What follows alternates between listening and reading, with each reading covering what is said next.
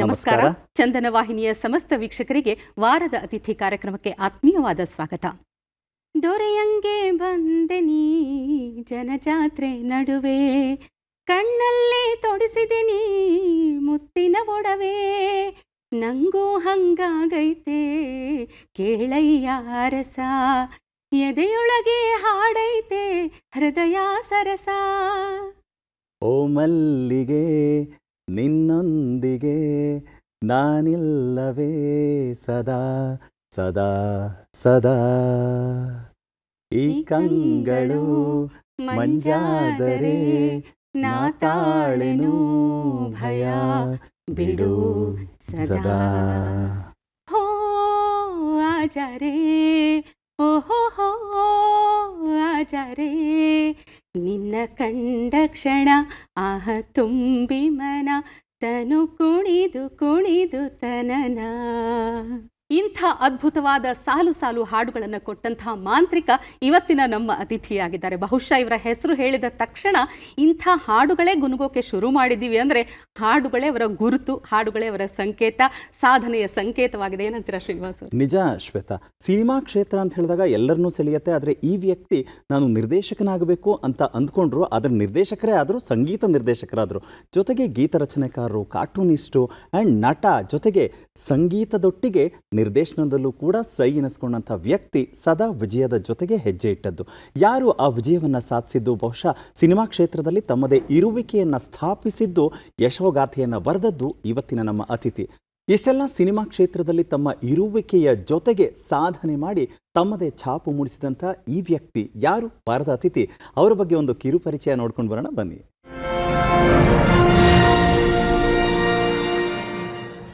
ಗೀತ ರಚನೆ, ಸಂಗೀತ ಸಂಯೋಜನೆ, ನಟನೆ, ನಿರ್ದೇಶನ, ಕನ್ನಡ ಚಿತ್ರರಂಗದ ಹಲವು ಮಜಲುಗಳಲ್ಲಿ ತಮ್ಮದೇ ಆದ ವಿಶೇಷ ಛಾಪು ಮೂಡಿಸಿದ ಜನಪ್ರಿಯ ಸಂಗೀತ ಸಂಯೋಜಕ, ಚಲನಚಿತ್ರ ನಿರ್ದೇಶಕ ವಿ ಮನೋಹರ್. ಮೂಲತಃ ದಕ್ಷಿಣ ಕನ್ನಡ ಜಿಲ್ಲೆಯ ಪುತ್ತೂರಿನ ವಿಟ್ಲದವರಾದ ವಿ ಮನೋಹರ್ ಅವರ ತಂದೆ ಶಿವಣ್ಣ ಭಟ್, ತಾಯಿ ಪದ್ಮಾವತಿ. ಕೆಲವು ಪತ್ರಿಕೆಗಳು ಮತ್ತು ನಿಯತಕಾಲಿಕೆಗಳಲ್ಲಿ ಕಾರ್ಟೂನಿಸ್ಟ್ ಆಗಿ ತಮ್ಮ ವೃತ್ತಿ ಜೀವನವನ್ನು ಆರಂಭಿಸಿದ ವಿ ಮನೋಹರ್ ಅವರು ದಂಡಪಿಂಡಗಳು ಧಾರಾವಾಹಿಯ ಶೀರ್ಷಿಕೆ ಗೀತೆಯೊಂದಿಗೆ ಕಿರುತೆರೆ ಪ್ರವೇಶಿಸಿದರು. ಅನುಭವ ಚಿತ್ರದ ಹೋದೆಯ ದೂರ ಓ ಜೊತೆಗಾರ ಹಾಡು ರಚಿಸುವ ಮೂಲಕ ಗೀತ ರಚನೆಕಾರರಾಗಿ ಖ್ಯಾತಿ ಪಡೆದರು. ತರ್ಲೆ ನನ್ಮಗ, ಗೆಜ್ಜೆನಾದ, ಜನುಮದ ಜೋಡಿ, ಓ ಮಲ್ಲಿಗೆ, ಇಂದ್ರಧನುಷ್, ಅನುರಾಗ ಸಂಗಮ, ಉಲ್ಟಾ ಪಲ್ಟಾ, ಮಾಂಗಲ್ಯಂ ತಂತು ನಾನೇನ, ಮೆರವಣಿಗೆ, ಹೀಗೆ ಸಾಲು ಸಾಲು ಸೂಪರ್ ಹಿಟ್ ಚಿತ್ರಗಳಲ್ಲಿ ಸುಮಧುರ ಹಾಡುಗಳನ್ನು ರಚಿಸಿ ಸಂಯೋಜಿಸಿದ ಖ್ಯಾತಿ ವಿ ಮನೋಹರ್ ಅವರದ್ದು. ಕೊಡುವಾಗ್ಲೆಲ್ಲ ಕೊಡ್ತಾನು ನಮ್ಮಪ್ಪ ಶಿವ, ಅವನು ಒಲಿದ್ರೆ ಕೊರಡು ಕೊಂದ್ರಿ ಬಂಗಾರ ಬಾಳವ್ವ, ಅಕ್ರೆ ಮಾತಾಯಿ ಭಿಕ್ಷೆ ಹಾಕವ್ವ ಅಂದವನೇ ಮಾದೇವ, ಕೊಡಗಲ್ಲಮ್ಮ ದೇವನಿಗೆ. ಜನಪದ ಶೈಲಿಯ ಕೋಲುಮಂಡೆ ಗೀತೆಯನ್ನೊಳಗೊಂಡ ಜನುಮದ ಜೋಡಿ ಚಿತ್ರಕ್ಕಾಗಿ ಅತ್ಯುತ್ತಮ ಸಂಗೀತ ನಿರ್ದೇಶಕರಾಗಿ ಕರ್ನಾಟಕ ರಾಜ್ಯ ಚಲನಚಿತ್ರ ಪ್ರಶಸ್ತಿ ಹಾಗೂ ಫಿಲ್ಮ್ ಫೇರ್ ಪ್ರಶಸ್ತಿ ಪಡೆದಿದ್ದಾರೆ. ಜೋಡಿ ಹಕ್ಕಿ, ಚಿಗುರಿದ ಕನಸು ಚಿತ್ರಗಳಿಗೆ ಅತ್ಯುತ್ತಮ ಸಂಗೀತ ನಿರ್ದೇಶಕರಾಗಿ ಕರ್ನಾಟಕ ರಾಜ್ಯ ಚಲನಚಿತ್ರ ಪ್ರಶಸ್ತಿ ಪಡೆದರೆ, ಗೆಜ್ಜೆನಾದ ಚಿತ್ರದ ಮೇಘ ಓ ಮೇಘ,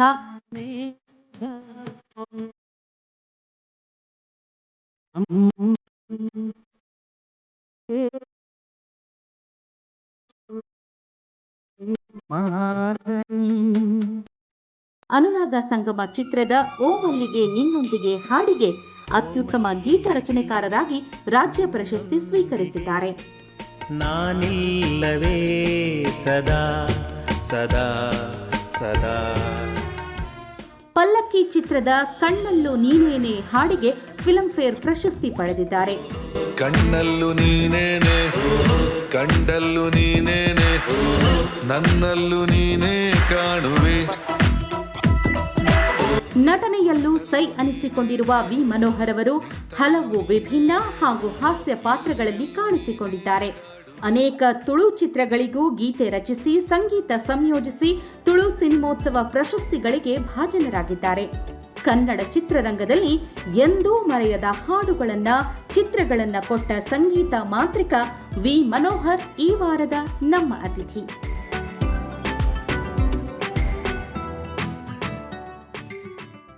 ಅತ್ಯಂತ ಗೌರವದಿಂದ ಇವತ್ತು ಕಾರ್ಯಕ್ರಮಕ್ಕೆ ಬರಮಾಡ್ಕೊಳ್ತಾ ಇದ್ವಿ. ಸರ್ ನಮಸ್ಕಾರ. ನಮಸ್ಕಾರ, ಪ್ರೀತಿಯಿಂದ ಸ್ವಾಗತ ಸರ್. ಧನ್ಯವಾದಗಳು. ಒಬ್ಬ ವ್ಯಕ್ತಿಯ ಬೆಳವಣಿಗೆಯಲ್ಲಿ ಮನೆ ವಾತಾವರಣ ಇರ್ಬೋದು, ಆ ಒಟ್ಟು ಪರಿಸರ ಇರ್ಬೋದು, ತನ್ನೂರಿನ ವಾತಾವರಣ ಇರ್ಬೋದು, ಇದೆಲ್ಲ ಕೂಡ ತುಂಬ ದೊಡ್ಡ ಪ್ರಭಾವ ಬೀರುತ್ತೆ. ಆ ನಿಟ್ಟಿನಲ್ಲಿ ವಿ ಅಂದರೆ ತುಂಬ ಜನ ಅಪ್ಪನ ಹೆಸರು ಇರ್ಬೋದು ಅಂದ್ಕೊಂಡ್ರು, ಆದರೆ ವಿ ಅಂತ ಹೇಳಿದ್ರೆ ನಿಮ್ಮ ಊರಿನ ಹೆಸರು ವಿಟ್ಲ. ಎಸ್, ಹಾಗಿದ್ರೆ ಇವಾಗ ನಮ್ಮನ್ನು ಒಂದ್ಸಲ ವಿಟ್ಲಕ್ಕೆ ಕರ್ಕೊಂಡು ಹೋಗಿ ಬನ್ನಿ ಸರ್. ನಿಮ್ಮ ಬದುಕಿಗೆ ಎಷ್ಟು ಪ್ರಭಾವ ಬೀರಿತ್ತು ಸರ್ ವಿಟ್ಲ? ನನ್ನ ಬಾಲ್ಯದಲ್ಲಿ ನಮ್ಮ ತಂದೆಯವರು ನನಗೆ ತುಂಬ ಅವರೊಂದು ಫೌಂಡೇಶನ್ ಹಾಕಿಕೊಟ್ರು, ಒಂದು ಭದ್ರ ಬುನಾದಿ. ಏನಂತಂದರೆ ನಮ್ಮಕ್ಕ ಸ್ಕೂಲಿಗೆ ಹೋಗ್ತಾ ಇದ್ದಾಗ ಹೋಮ್ವರ್ಕ್ ಮಾಡೋದಕ್ಕೆ ಅಂತ ಮನೇಲಿ ಬಂದು ಚಿತ್ರಗಳು, ಏನೇನೋ ಚಿತ್ರಗಳು ಬರೀತಿದ್ದೆ. ನಾನು ಅದು ನೋಡಿ ನಾನು ನೆಲದಲ್ಲಿ ಚಾಕ್ ಪೀಸಲ್ಲಿ ಬರಿತಿದ್ದೆ. ನಮ್ಮ ಅಪ್ಪ ನನ್ನ ಗಮನಿಸ್ಬಿಟ್ಟು ಚಂದಮಾಮ, ಬಾಲಮಿತ್ರ ಆ ಪುಸ್ತಕಗಳು ತಂದು ಕೊಟ್ಟರು. ಆವಾಗ ಅದು ಮಕ್ಕಳ ಸಾಹಿತ್ಯ, ಅದು ಹೌದು. ಆ ಚಿತ್ರಗಳ ಇದು ಬರಿ, ಇದು ಪ್ರಯತ್ನ ಮಾಡು, ಇದು ಮಾಡು ಅಂತ ಹೇಳ್ತಿದ್ರು. ಕಲರ್ ಪೆನ್ಸಿಲ್ಸ್ ತಂದು ಕೊಟ್ಟರು, ಬೇರೆ ಬೇರೆ ಚಿತ್ರಗಳ ಪುಸ್ತಕ ತಂದು ಕೊಟ್ಟರು. ಮತ್ತು ನಮ್ಮನೆಗೆ ಆ ಕಾಲದ ಪತ್ರಿಕೆಗಳು ಯಾವುದು, ಪ್ರಜಾಮತ, ಪ್ರಪಂಚ, ಜನಪ್ರಗತಿ, ಈ ಥರದ ಇದು ಪತ್ರಿಕೆಗಳು ಬರ್ತಿತ್ತು. ಆಮೇಲೆ ನವಭಾರತ ಅಂತ ಅದು ನಿಂತು ತುಂಬ ವರ್ಷ ಆಯಿತು. ಆ ಪತ್ರಿಕೆ ನಮ್ಮನೆಗೆ ಬರ್ತಿತ್ತು. ನಮ್ಮಪ್ಪ ಅಕ್ಷರ ನನಗೆ ಹೇಳ್ಕೊಡ್ತಾ ನನಗೆ ಈ ಓದೋದು ಅಭ್ಯಾಸ ಮಾಡಿಸೋದು. ನಾನು ಪತ್ರಿಕೆಯನ್ನು ಜೋರಾಗಿ ಓದ್ತಿದ್ದೆ. ನಮ್ಮ ಅಪ್ಪ ನಮ್ಮ ಅಮ್ಮ ಎಲ್ಲ ನಗ್ತಿದ್ರು. ನಾನೊಂದು ಆ ಪತ್ರಿಕೆಯನ್ನು ಓದೋದೇ ಖುಷಿ, ನನಗೆ ಅಕ್ಷರ ಗೊತ್ತಾಗ್ತಿತ್ತಲ್ಲ, ಸಣ್ಣ ಸಣ್ಣ ತುಂಟಾಟಗಳು ಮಾಡ್ತಿದ್ದೆ. ಆವಾಗ ನಮ್ಮಮ್ಮ ಹೊಡೆಯೋಕ್ಕೆ ಅಂತ ಎದುರುಗಡೆ ಒಂದು ಹಲಸಿನ ಮರ ಇತ್ತು, ಅದ್ರ ಗೆಲ್ಲು ಕಿತ್ಕೊಂಡು ಅವರು ನನಗೆ ಹೊಡೆಯೋಕ್ಕೆ ಅಂತ ಬರುವಾಗ ನಾನು ಮನೆ ಒಳಗಡೆ ಹೋಗಿ ಬಾಗಿಲು ಹಾಕೊಳ್ತಿದ್ದೆ. ಆಮೇಲೆ ಅವ್ರು ಸಿಟ್ಟು ಇಳಿದ್ಮೇಲೆ ಬಾಗಿಲು ತೆಗಿಯೋ ಅಂತ ರಿಕ್ವೆಸ್ಟ್ ಮಾಡ್ಕೊಂಡು, ಆಮೇಲೆ ಅವ್ರ ಕೋಪ ಶಮನ ಆಯ್ತಾ ಅಂತ ಕಿಟಕಿ ನೋಡಿ ಆಮೇಲೆ ಬಾಗಿಲು ತೆಗಿತಿದ್ದೆ. ಆದ್ರೆ ದುರದೃಷ್ಟವಶಾತ್ ನನಗೆ 6 ವರ್ಷ ಇದ್ದಾಗ ನಮ್ಮಪ್ಪ ತೀರ್ಕೊಂಡ್ರು. ಅವರು ಮೊದಲು ಮಿಲಿಟ್ರಿಯಲ್ಲಿದ್ದರು, ಹವಲ್ದಾರ್ ಆಗಿದ್ರು, ಶಿವಣ್ಣ ಭಟ್ ಅಂತ. ಅವರು ಕೃಷಿ ಎಲ್ಲ ಮಾಡ್ಕೊಂಡು ರಿಟೈರ್ ಆದಮೇಲೆ, ಮಿಲಿಟ್ರಿಯಿಂದ ಬಂದಮೇಲೆ ಕೃಷಿಯಲ್ಲೆಲ್ಲ ತೊಡಗಿಸ್ಕೊಳ್ತಿದ್ರು, ಅಲ್ಲೆಲ್ಲ ಕರ್ಕೊಂಡು ಹೋಗ್ತಿದ್ರು. ನಮ್ಮಕ್ಕನ ಕಂಡ್ರೆ ತುಂಬ ಪ್ರೀತಿ ಅವರಿಗೆ. ನಮ್ಮಕ್ಕ ನಾನು ಇಬ್ಬರೇ ಮಕ್ಕಳು. ಸೊ ಆಮೇಲೆ ಅವ್ರು ತೀರ್ಕೊಂಡ್ಮೇಲೆ ತುಂಬ ಬಡತನ ಅಂದರೆ ನಮ್ಮ ಅಮ್ಮನಿಗೆ ವಿದ್ಯೆ ಇರಲಿಲ್ಲ. ಆವಾಗ ಊಟಕ್ಕಿಲ್ಲದೆ ನಮ್ಮಕ್ಕ ಎಲ್ಲಿಂದಲೋ ಬನ್ ತಂದು ಕೊಡೋರು.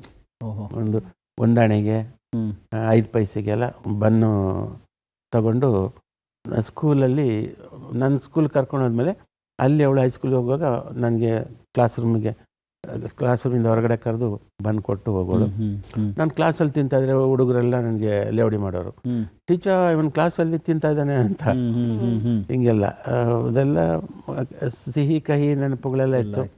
ಸಂಗೀತದಲ್ಲಿ ಆಸಕ್ತಿ ಬಂದಿದ್ದು ಯಾವಾಗ ಅಂದ್ರೆ ತಾಯಿ ಮತ್ತೆ ಅಕ್ಕ ಕಷ್ಟಪಟ್ಟು ಕೆಲಸ ಮಾಡಿದಾಗ ಒಂದು ಸ್ವಲ್ಪ ಬದುಕು ಒಂದು ಹಂತಕ್ಕೆ ಬಂದಾಗ ಸಂಗೀತಕ್ಕೆ ಆಸಕ್ತಿ ಬಂದಿದ್ದು, ಅದಕ್ಕೆ ನೀರಿರಿದು ಪೋಷಿಸೋದಕ್ಕೆ ಆ ಟೈಮಲ್ಲಿ ಆಯ್ತಾ ಸರ್? ಹಾಗಾದ್ರೆ ಇಲ್ಲ, ಆಗ ನನಗೆ ಈ ಸಂಗೀತ ನಿರ್ದೇಶಕ ಅಥವಾ ಸಂಗೀತದ ಬಗ್ಗೆ ಯಾವುದೇ ಒಂದು ಗಂಧ ಇಲ್ಲ.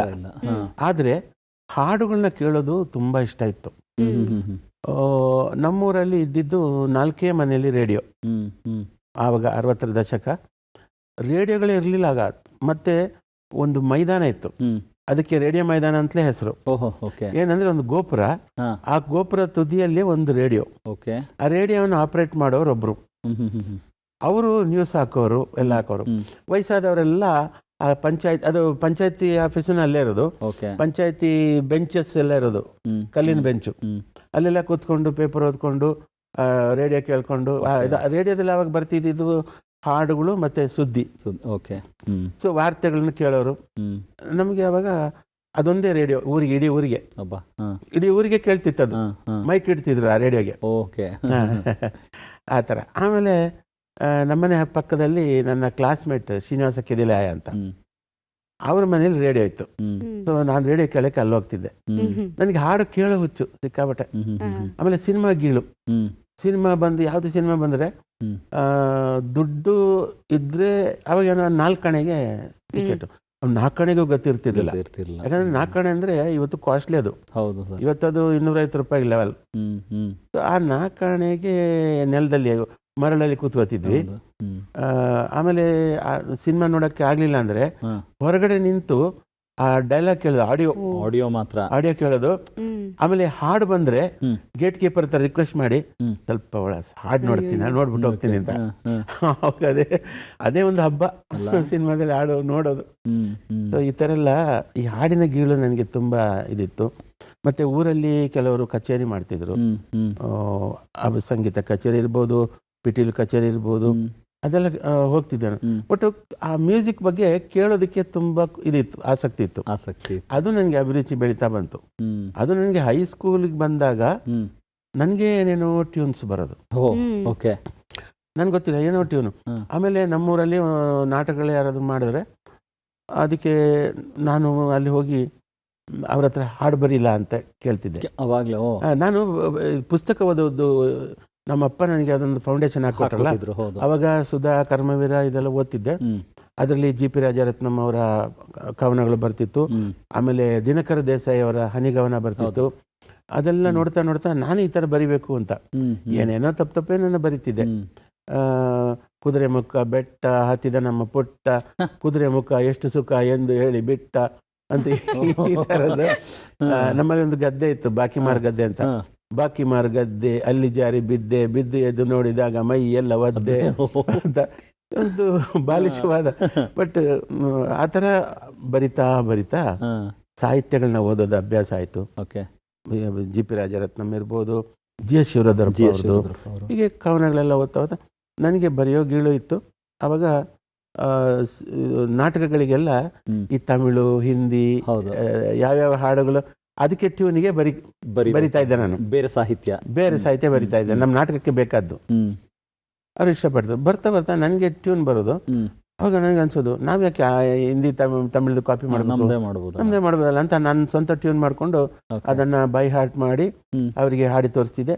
ಅದು ಉಪಯೋಗ ಆಗ್ತಿತ್ತು. ನೆನಪಿದೆಯಾ ಸರ್ ಅಂಥದ್ದು ಯಾವುದಾದ್ರು? ಅಂಥದ್ದು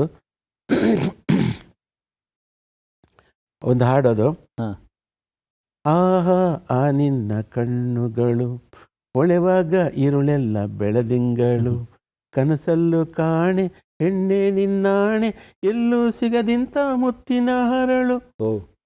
ಇದು ಈ ಥರ. ಇನ್ನೊಂದು, ಕಣ್ಣಲ್ಲಿ ಕನಸು ಮನದಲ್ಲಿ ಭ್ರಮೆಯು, ಎದೆಯಲ್ಲಿ ದನಿ ಮೀಟಿದಾಗ ಜಗಕ್ಕೆಲ್ಲ ಬೆಳಕಾಯಿತೀಗ, ಓ ಜಗಕ್ಕೆಲ್ಲ ಬೆಳಕಾಯಿತೀಗ ಅಂತ. ಇದನ್ನು ನಾನು ಜೋಡಿ ಹಕ್ಕಿಗೆ ಹಾಕ್ಬಿಟ್ಟೆ. ಓ ಚಂದಮಾಮ ಸಾಹಿತ್ಯ ಚೇಂಜ್ ಮಾಡಿ ಚರಣ ಅದೇ ಆವಾಗ ಬರೆದಿದ್ದೆ, ಅದನ್ನೇ ಬಳಸ್ಕೊಂಡೆ. ಎಲ್ಲಿಂದಲೋ ಒಂದೊಂದೇ ರಾಗ ಇಂಪಾಗಿಯೇ ಕೇಳುತ್ತಿತ್ತು ಅಂತ ಅದು ಚರಣ ಆವಾಗ ಬರೆದಿದ್ದೆ, ನಾನು ಅದನ್ನೇ ಉಳಿಸ್ಕೊಂಡಿದ್ದೆ. ಸೊ ಹೀಗೆ ಇನ್ನಷ್ಟು ಕೆಲವು ಬಳಸ್ತಿದ್ದೆ, ಇನ್ನು ಕೆಲವು ಇನ್ನೂ ಉಳಿದಿವೆ.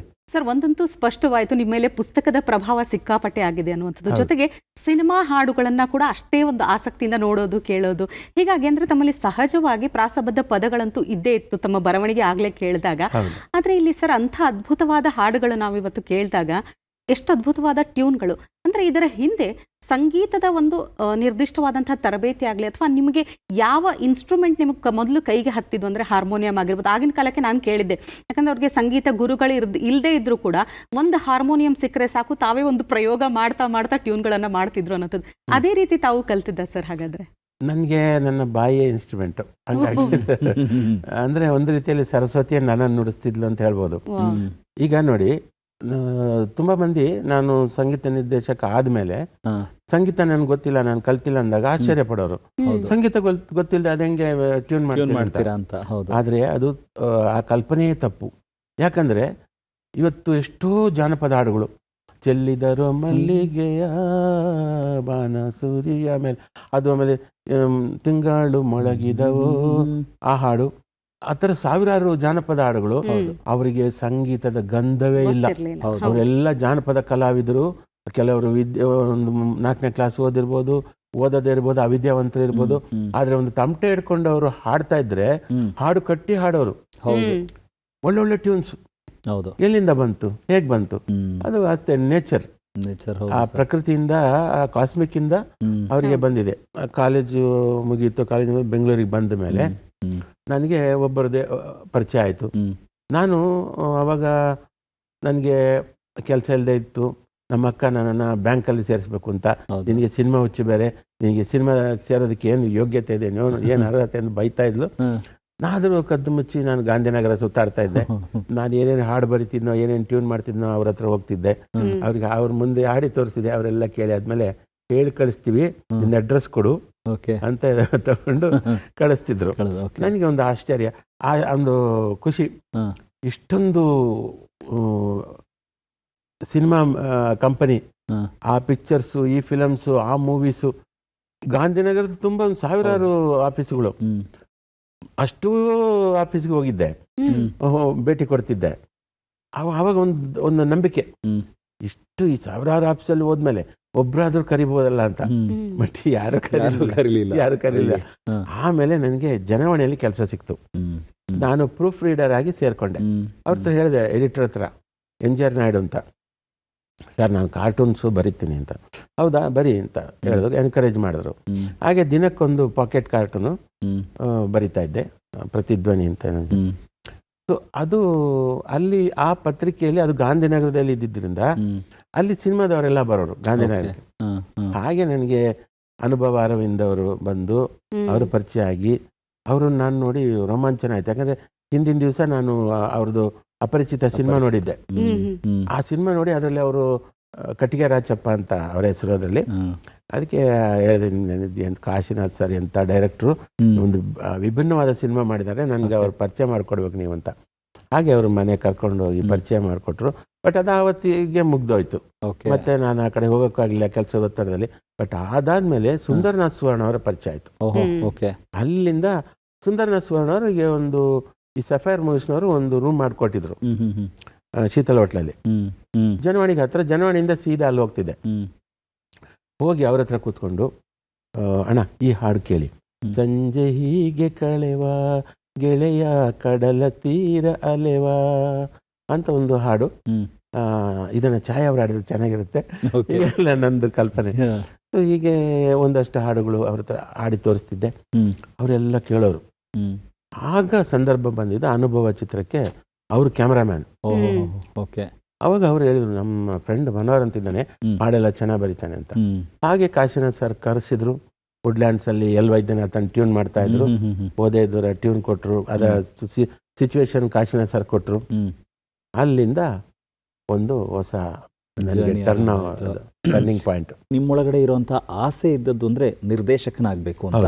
ಸೊ ಪತ್ತೇದಾರಿ ಕಾದಂಬರಿಗಳು, ಕಥೆಗಳು ಸಿಕ್ತು ಅಂತ ಹೇಳಿದ್ರೆ ಬಿಡದೆ ಓದ್ತಾ ಇದ್ರಿ. ಅಂದ್ರೆ ಆ ಗೀಳ ಆರಂಭ ಆಗಿದ್ದು ಹೇಗೆ ಸರ್?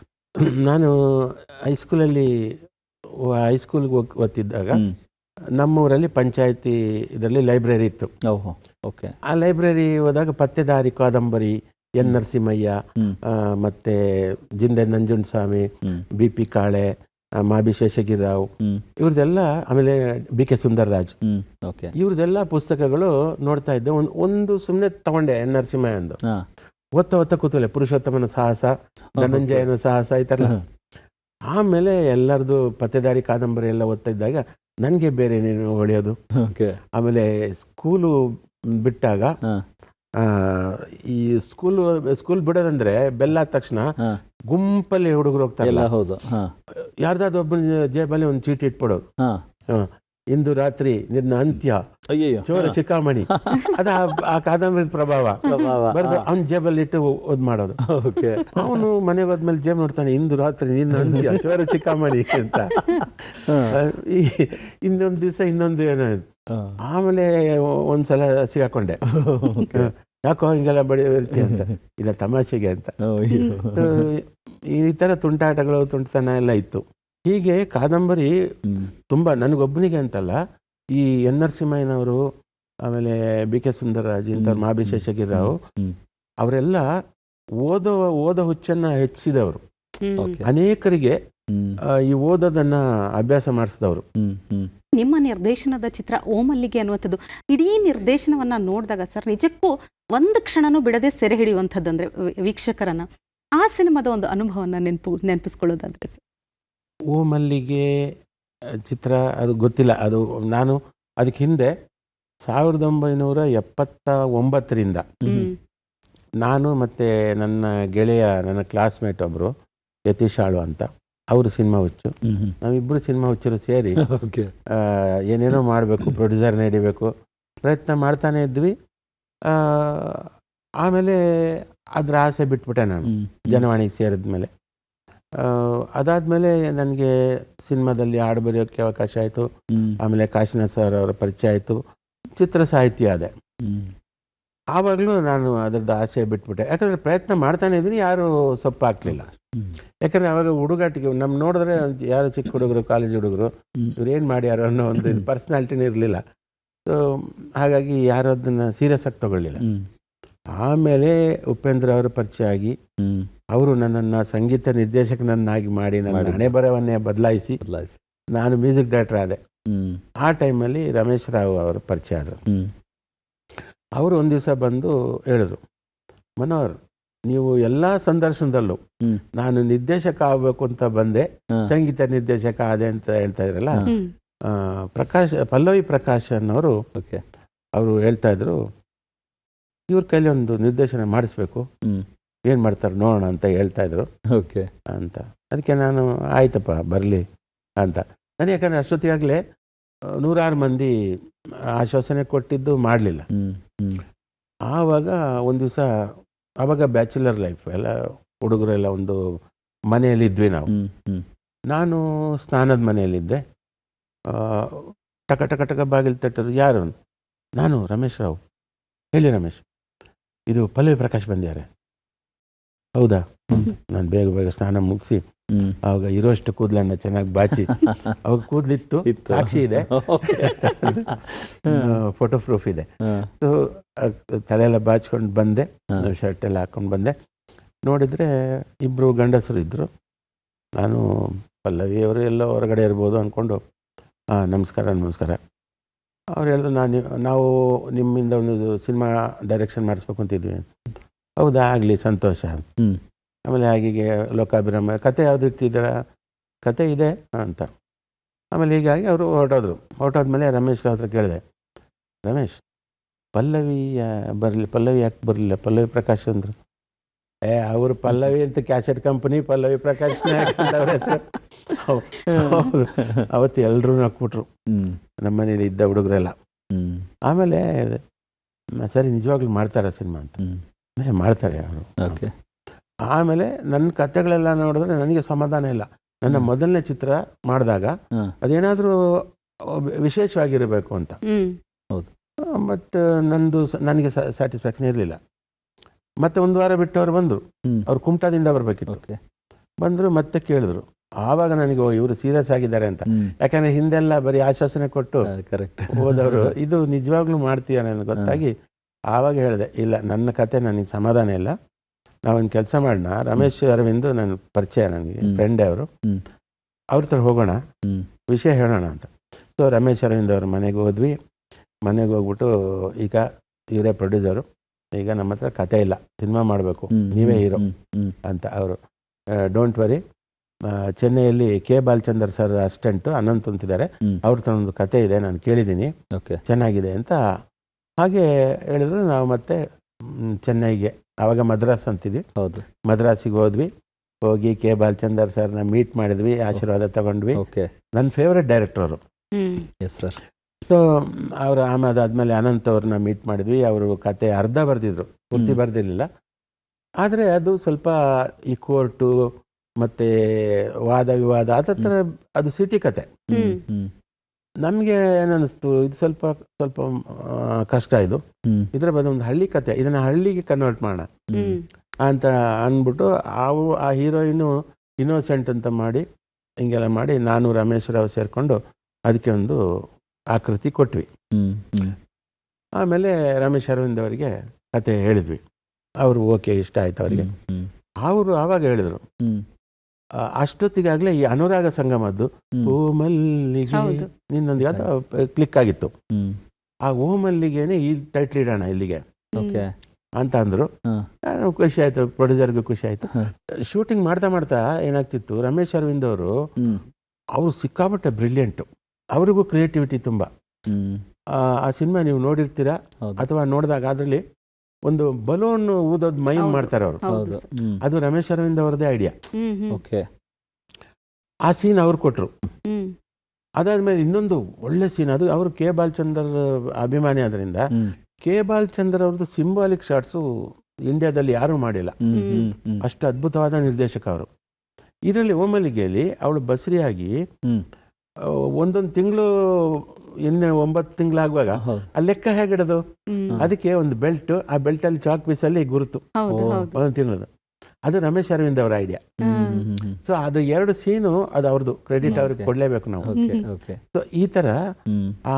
ಆಮೇಲೆ ಇನ್ನೊಂದು ತಮಾಷೆ ಹೇಳ್ತೀನಿ, ಮಕ್ಕಳು ಅದರಲ್ಲಿ ಮಕ್ಕಳನ್ನ, ನನಗೆ ಮಕ್ಕಳಂದ್ರೆ ಇಷ್ಟ, ಇದರಲ್ಲಿ ಮಕ್ಕಳನ್ನ ಸೇರ್ಸೋಣ ಪಾತ್ರ ಅಂತ ಮಾಡಿದ್ವಿ. ನಾವೇನು ಮಾಡಿದ್ವಿ ಅಂದರೆ, ಮಕ್ಳ ಹತ್ರ ಕೇಳೋದು, ಮಕ್ಕಳೇ ನಿಮ್ಮ ಸ್ಕೂಲಲ್ಲಿ ಒಗಟು ಹೇಳ್ತಾರ ಟೀಚರು? ಹೇಳ್ತೀವಿ ಅಂಕಲ್, ನಾವೆಲ್ಲ ಒಗಟು ಗೊತ್ತು ನಮಗೆ ಅಂತ. ಅದ್ರ ಚಿತ್ರದಲ್ಲಿರುವ ಅಷ್ಟು ಒಗಟು ಆ ಮಕ್ಕಳು ಹೇಳಿದ್ದು. ಪಿಕ್ಚರ್ ಕಂಪ್ಲೀಟ್ ಆಗಿ 150 ಡೇಸ್ ಹೋಯ್ತು, 150 ದಿನ ಹೋಯ್ತು. ನೀವು ಮುಂಚೆ ಆರಂಭಿಕವಾಗಿ ಒಂದು ಗೀತರಚನೆಕಾರರಾಗಿ ಬಂದವರು, ಮತ್ತೆ ನೀವು ನಿರ್ದೇಶನ ಮಾಡುವಂಥ ಅವಕಾಶಗಳು ಅಥವಾ ಸಂಗೀತ ನಿರ್ದೇಶನ ಇದೆಲ್ಲ ಇರ್ಬೋದು ಸರ್. ಇಷ್ಟಾದರೂ ಕೂಡ ಈ ಹಂತಗಳಲ್ಲಿ ಮತ್ತೆ ತಿರ್ಗಾ ನೀವು ಇನ್ನೊಬ್ಬರು ಸಂಗೀತ ನಿರ್ದೇಶಕರ ಜೊತೆಗೆ ಕೂತ್ ಕೆಲಸ ಮಾಡಬೇಕಾದ್ರೆ, ಈಗ ಹೇಗೆ ನೀವು ಕೆ ಬಾಲಚಂದ್ರ ಬಗ್ಗೆ ಹೇಳಿದ್ರಿ, ಅದೇ ರೀತಿಯಾಗಿ ಸಂಗೀತ ನಿರ್ದೇಶನ ಅಂತ ಬಂದಾಗ ದೊಡ್ಡ ಹೆಸರುಗಳು, ಅದರಲ್ಲಿ ಇಳೆಯರಾಜ ಅವರು ಒಂದು ದೊಡ್ಡ ಹೆಸರು. ಅವರ ಕಂಪೋಸಿಷನ್ ಅಂತ ಹೇಳಿದ್ರೆ ಅವ್ರು ಬಳಸೋ ಸ್ವರಸ್ಥಾನಗಳೇ ಬೇರೆ ಅಂತ ಹೇಳ್ತಾರೆ ಎಲ್ಲರೂ, ಸಂಗೀತ ಗೊತ್ತಿರೋರು. ಈ ರಾಗದಲ್ಲಿ ಹೀಗೂ ಮಾಡ್ಬೋದಾ ಅಂತ ಹೇಳ್ತಾರೆ. ಆ ನಿಟ್ಟಿನಲ್ಲಿ ನಿಮಗೆ ತುಂಬ ಅವಕಾಶಗಳು ತುಂಬ ಆಪ್ತವಾಗಿ ಸಿಕ್ತು. ಅವರ ಜರ್ನಿ ಬಗ್ಗೆ ಹೇಳಿ ಸರ್. ನನಗೆ ಮೊದಲನೇ ಸಲ ರಾಜಾ ಸರ್ನ ನೋಡಿದ್ದ ನಾನು ವುಡ್ಲ್ಯಾಂಡ್ ವೆಸ್ಟ್ ಎಂಡ್ ಹೋಟ್ಲಲ್ಲಿ. ಅದು ಏನೆಂದರೆ ಶಿವಸೈನ್ಯ ಅಂತ, 1995ನೇ ಇಸ್ವಿ ಶಿವಸೈನ್ಯ ಅಂತ ಚಿತ್ರ. ಶಿವಮಣಿಯವರು ನಿರ್ದೇಶಕರು ಆ ಚಿತ್ರಕ್ಕೆ. ನನ್ನ ಅದೃಷ್ಟಕ್ಕೆ ಅವರು ಹೇಳಿ ಕಳಿಸಿದ್ರು, ರಾಜಾ ಸರ್ ಕಂಪೋಸ್ ಮಾಡ್ತಾರೆ, ಇದಕ್ಕೆ ಮ್ಯೂಸಿಕ್ ಮಾಡ್ತಾರೆ, ನೀವು ಹಾಡು ಬರೀಬೇಕು ಅಂತ. ಖುಷಿ ಆಯಿತು ನನಗೆ, ಯಾಕಂದರೆ ನಾನು ಕೇಳ್ಪಟ್ಟಿದ್ದೆ ಇಳೆಯರಾಜ ಸರ್ದು ರೆಕಾರ್ಡಿಂಗಿಗೆ ಯಾರು ಒಳಗೆ ಹೋಗಂಗಿಲ್ಲ, ಮ್ಯೂಸಿಷಿಯನ್ಸ್ ಬಿಟ್ಟು ಯಾರು ಒಳಗೆ ಹೋಗಂಗಿಲ್ಲ, ಪ್ರೊಡ್ಯೂಸರ್ ಹೋಗಂಗಿಲ್ಲ. ರೆಕಾರ್ಡಿಂಗ್ ಆದ್ಮೇಲೆ ಕೇಳ್ಸಕ್ಕೆ ಪ್ರೊಡ್ಯೂಸರ್ನ ಕರೀತಿದ್ರು, ಅಷ್ಟು ಸ್ಟ್ರಿಕ್ಟ್ ಇತ್ತು. ಬಟ್ ಇವರು ಅವ್ರು ನೋಡುವಂತ ಭಾಗ್ಯ ಸಿಕ್ತಲ್ಲ ಅಂತ ಹೋಗಿ ಟ್ಯೂನ್ ಎಲ್ಲ ಹೇಳಿದ್ರು. ನಾನು ಬರ್ಕೊಂಡೆ, ತತ್ಕಾರದಲ್ಲಿ ಬರ್ಕೊಂಡೆ. ನಾಳೆ ಪ್ರಸಾದ್ ಸ್ಟುಡಿಯೋದಲ್ಲಿ ಬೆಳಿಗ್ಗೆ ಬಂದ್ಬಿಡು ಅಂತ ಹೇಳಿದ್ರು. ಬೆಳಿಗ್ಗೆ ಹೋದೆ, ಪ್ಯಾಡು ಪೆನ್ನು ಎಲ್ಲ ತಗೊಂಡು ಸರ್ ಇನ್ನೊಂದ್ಸಲ ಹೇಳ್ತೀರಾ ಟ್ಯೂನ್ ಅಂತ ಕೇಳಿದೆ. ಅವರು ಟ್ಯೂನ್ ಹೇಳೋ ಬದಲು ಸಾಹಿತ್ಯನೇ ಹೇಳ್ತಾ ಹೋದ್ರು. ಅಯ್ಯೋ ಹೌದಾ? ಜೈಲಲ್ಲಿ ಹುಟ್ಟಿ ಬಯಲಿಗೆ ಬಂದೆ ಕೃಷ್ಣ ಕೃಷ್ಣ ಕೃಷ್ಣ ಬರ್ಕೊ ಅಂದ್ರು. ಬರ್ಕೊಂಡೆ, ಜೈಲಲ್ಲಿ ಹುಟ್ಟಿ ನಾ ಬಯಲಲ್ಲಿ ಹುಟ್ಟಿ ಜೈಲಿಗೆ ಬಂದೆ ಕೃಷ್ಣ ಕೃಷ್ಣ ಕೃಷ್ಣ ಬರ್ಕೊ ಅಂದ್ರು. ಬರ್ಕೊಂಡೆ, ಹೇಳ್ತಾ ಹೋದ್ರು. ಫುಲ್ ಸಾಂಗ್ ಆಯ್ತು. ಅಯ್ಯೋ, ನಾನು ಅವ್ರನ್ನ ಹಿಂಗೆ ನೋಡಿದೆ, ಸರ್ ನೀವೇ ಎಲ್ಲ ಬರ್ದಂಗೆ, ಮತ್ ನೀನೇನ್ ಕೊಡ್ಲಿಲ್ವಲ್ಲ, ಬರ್ಕೊಂಬಂದೆ ಅನ್ಕೊಂಡೆ ನಾನು. ನೀನ್ ಬರ್ಕೊಂಬರ್ಲಿಲ್ಲ, ನನ್ನ ಕತೆ ಗೊತ್ತಿತ್ತಲ್ಲ, ಸರಿ ಬಿಡು ಇದು. ಆಮೇಲೆ ಇನ್ನೊಂದು ಹಾಡು ಅವರು ಬರೆದ್ರು, ಮತ್ತೆ 2 ಹಾಡು ನನಗೆ ಬರೆಯಕ್ಕೆ ಕೊಟ್ಟರು. ಸೊ ಹಾಗಾಗಿ ಅಲ್ಲಿಂದ ಅದು ರೆಕಾರ್ಡಿಂಗ್ ಮುಗೀತು. ರೆಕಾರ್ಡಿಂಗ್ ಮುಗಿದ್ಮೇಲೆ ಅವರು ಮದ್ರಾಸಿಗೆ ಹೊರಡಬೇಕಾಗಿತ್ತು. ಆವಾಗ ಅವರು ನನಗೆ ಅವರ ಮ್ಯಾನೇಜರ್ ಕಲ್ಯಾಣಮ್ ಅಂತ ಅವ್ರನ್ನ ಹೇಳಿ ಕಳ್ಸಿದ್ರು ಮನೆಗೆ. ಅವಾಗೆಲ್ಲ ಹೇಳಿ ಕಳ್ಸೋದು, ಫೋನ್ ಇಲ್ಲ. ನಮ್ಮ ಮನೆ ಇಲ್ಲಿ ಅಮೆರಿಕನ್ ಕಾಲೋನಿ ಅಂತ ಒಂದು ಜಾಗದಲ್ಲಿ ಇತ್ತು, ಫಿಲ್ಮ್ ಚೇಂಬರ್ ಎದುರುಗಡೆ. ಅಲ್ಲಿ ಹೇಳಿ ಕಳಿಸಿದ್ರು, ಬರ್ಬೇಕಂತೆ ರಾಜಾ ಸರ್ ಕರೀತಾ ಇದ್ದಾರೆ ಅಂತ. ಸೊ ಹೋದರೆ ಹಿಂಗೆ ನೋಡಿದ್ರು, ನಾನು ಬೇಲೂರು, ಹಳೇಬೀಡು, ಪಟ್ಟದಕಲ್ಲು, ಬಾದಾಮಿ, ಐಹೊಳೆ, ಹಂಪಿ ಎಲ್ಲ ನೋಡಬೇಕು, ಬರ್ತೀಯಾ ಅಂದ್ರು. ಹೌದಾ? ಬರ್ತೀನಿ ಸರ್ ಅಂದೆ. ಹಿಂಗೆ ಅವ್ರ ಜೊತೆ ಹೋಗೋಂದ್ರೆ ಅದನ್ನ. ಆಮೇಲೆ ಆಯ್ತು ಅಂತ, ನಿಂದು ಬ್ಯಾಗ್ ಎಲ್ಲ ರೆಡಿ ಮಾಡ್ಕೊಂಬ ಅಂತ ಒಂದು 2 ಶರ್ಟು, ಒಂದು ಪ್ಯಾಂಟಲ್ಲಿ ತಗೊಂಡು ನಾನು ಬಂದು ಅವ್ರದ್ದು ಕಾರಲ್ಲಿ ಬಾ ಕೂತ್ಕೊ ಅಂದರು. ನಾನು ಹಿಂದ್ಗಡೆ ಅವ್ರ ಪಕ್ಕದಲ್ಲಿ ಕೂತೆ. ಅವರು ಒಂದು ಜಿಂಕೆ ಚರ್ಮ ಅದ್ರ ಮೇಲೆ ಕೂತಿದ್ರು, ಒಂಥರ ಋಷಿ. ಇದರಲ್ಲಿ ಅವರು ಒಂದು ತಪಸ್ವಿ, ಅವರು ಸಂಗೀತದ ತಪಸ್ವಿ ಅಂತ ಹೇಳ್ಬೋದು. ಅವ್ರ ಪಕ್ಕದಲ್ಲಿ ಕೂತೆ. ನಾನು ದಡ್ಡ ನೋಡಿ, ನಾನು ಆ್ಯಕ್ಚುಲಿ ಡ್ರೈವರ್ ಪಕ್ಕ ಕೂತ್ಕೋಬೇಕು, ಹಿಂದ್ಗಡೆ ಅವರ ಪಕ್ಕ ಕೂತ್ಕೊಳ್ಳೋ ಯೋಗ್ಯತೆಯೂ ಇಲ್ಲ. ಅದು ಬಟ್ ಯೋಗ ಅದು. ಕೂತೆ ಹೋದ್ವಿ. ಒಂದೊಂದೇ ಆವಾಗ ಗೂಗಲ್ ಇಲ್ಲ, ಮೊಬೈಲ್ ಇಲ್ವಲ್ಲ, ಗೂಗಲ್ ಮ್ಯಾಪ್ ಇಲ್ಲ. ಕೇಳ್ಕೊಂಡು ಹೋಗ್ಬೇಕು ಸೀದಾ ತುಮಕೂರು ಅಲ್ಲಿ ಬಸ್ ಸ್ಟ್ಯಾಂಡಲ್ಲಿ ನಿಂತು ಯಾರನ್ನ ಕೇಳಬೇಕು ಚಿತ್ರದುರ್ಗಕ್ಕೆ ಹೋಗೋದು ಅಂತ. ಹಾಗೆ ಒಂದೊಂದೇ ಕೇಳ್ಕೊಂಡು ಅಲ್ಲ, ಫಸ್ಟು ಹಾಸನ, ಬೇಲೂರು, ಹಳೆಬೀಡು, ಹಂಗೆ ಅದು ಯಾರ ಹತ್ರನೋ ಮ್ಯಾಪ್ ತೊಗೊಂಡಿದ್ರು, ಪೇಪರ್ ಮ್ಯಾಪು. ಸೊ ಆ ಪ್ರಕಾರ ಹೋದ್ವಿ. ಬೇಲೂರು, ಹಳೆಬೀಡು ಎಲ್ಲ ನೋಡಿ ಆಯಿತು. ಅವ್ರದ್ದೊಂದು ಕ್ಯಾಮ್ರಾ ಇಟ್ಕೊಂಡಿದ್ರು. ಅದರಲ್ಲಿ ಒಂದಷ್ಟು ಬೇಲೂರು, ಹಳೆಬೀಡುದು ಫೋಟೋಸ್ ಎಲ್ಲ ತಗೊಂಡ್ರು. ಆಮೇಲೆ ನಾನು ನಿಲ್ಲಿಸಿ, ನೀನು ನಿಲ್ಲು ಅಂತ ನಾನು ನಿಲ್ಲಿಸಿ ನಂದು ಫೋಟೋ ತಗೊಂಡ್ರು. ಆಮೇಲೆ ಹೋದ್ವಿ. ಮತ್ತೆ ಅಲ್ಲಿಂದ ಈಗ ಬಾದಾಮಿಗೆ ಹೋಗ್ಬೇಕು. ಬಾದಾಮಿಗೆ ಹೋಗ್ಬೇಕಾದ್ರೆ ಯಾವ ಥರ ರೂಟ್ ಕೇಳಿದ್ವಿ, ಹಿಂಗೆ ಹೋಗ್ಬೇಕು ಅಂತಂದರು. ಸ್ವಲ್ಪ ದೂರ ಹೋದ್ವಿ, ಮತ್ತೆ ರೂಟ್ ಕೇಳಿದ್ವಿ. ಅವ್ರು ಏನಂದ್ರು ಅಂದರೆ, ಈ ರೂಟಲ್ಲಿ ನೀವು ಹೋದರೆ ಸ್ವಲ್ಪ ದೂರ ಅಷ್ಟೇ ರೋಡ್ ಚೆನ್ನಾಗಿರೋದು, ಆಮೇಲೆ ಚೆನ್ನಾಗಿಲ್ಲ. ನೀವು ಇಲ್ಲಿಂದ ಹಿಂಗೆ ಹೋಗ್ಬಿಟ್ಟು ಮತ್ತೆ ಸ್ವಲ್ಪ ದೂರ ಹೋದರೆ ಅಲ್ಲಿ ಜಾಯಿನ್ ಆಗ್ಬೋದು ಅಂತ. ನಾನು ಆಯಿತು ಅವ್ರಿಗೆ ಹೇಳಿದೆ, ಸಾರಿಗೆ ಇದು ಹಿಂಗೆ ಹೇಳ್ತಾ ಇದ್ದಾರೆ ಅಂತ. ಆಯಿತು ಹಂಗೆ ಹೋಗೋಣ.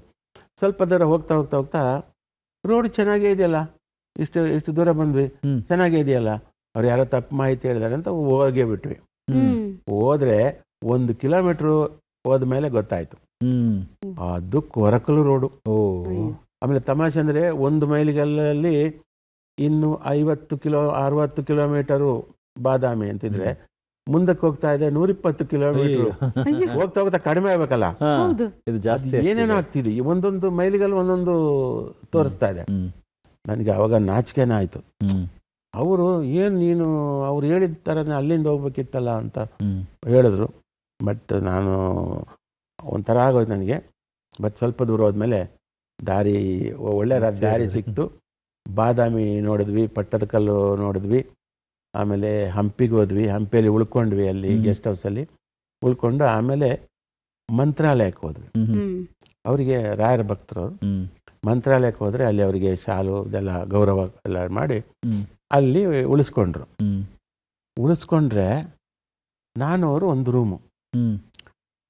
ಅವರು ಬೆಡ್ಡಲ್ಲಿ ಇರಬೇಕು. ಅವ್ರು ಏನಂತಂದರೆ ಅವರು ಒಂಥರ ಅವ್ರು ಜಿಂಕೆ ಚರ್ಮ ಹಾಕಿ ಅವರು ನೆಲದಲ್ಲಿ ಮಲ್ಗೋದು. ನೀನು ಬೆಡ್ಡಲ್ಲಿ ಮಲ್ಕೋ ಅಂದರು.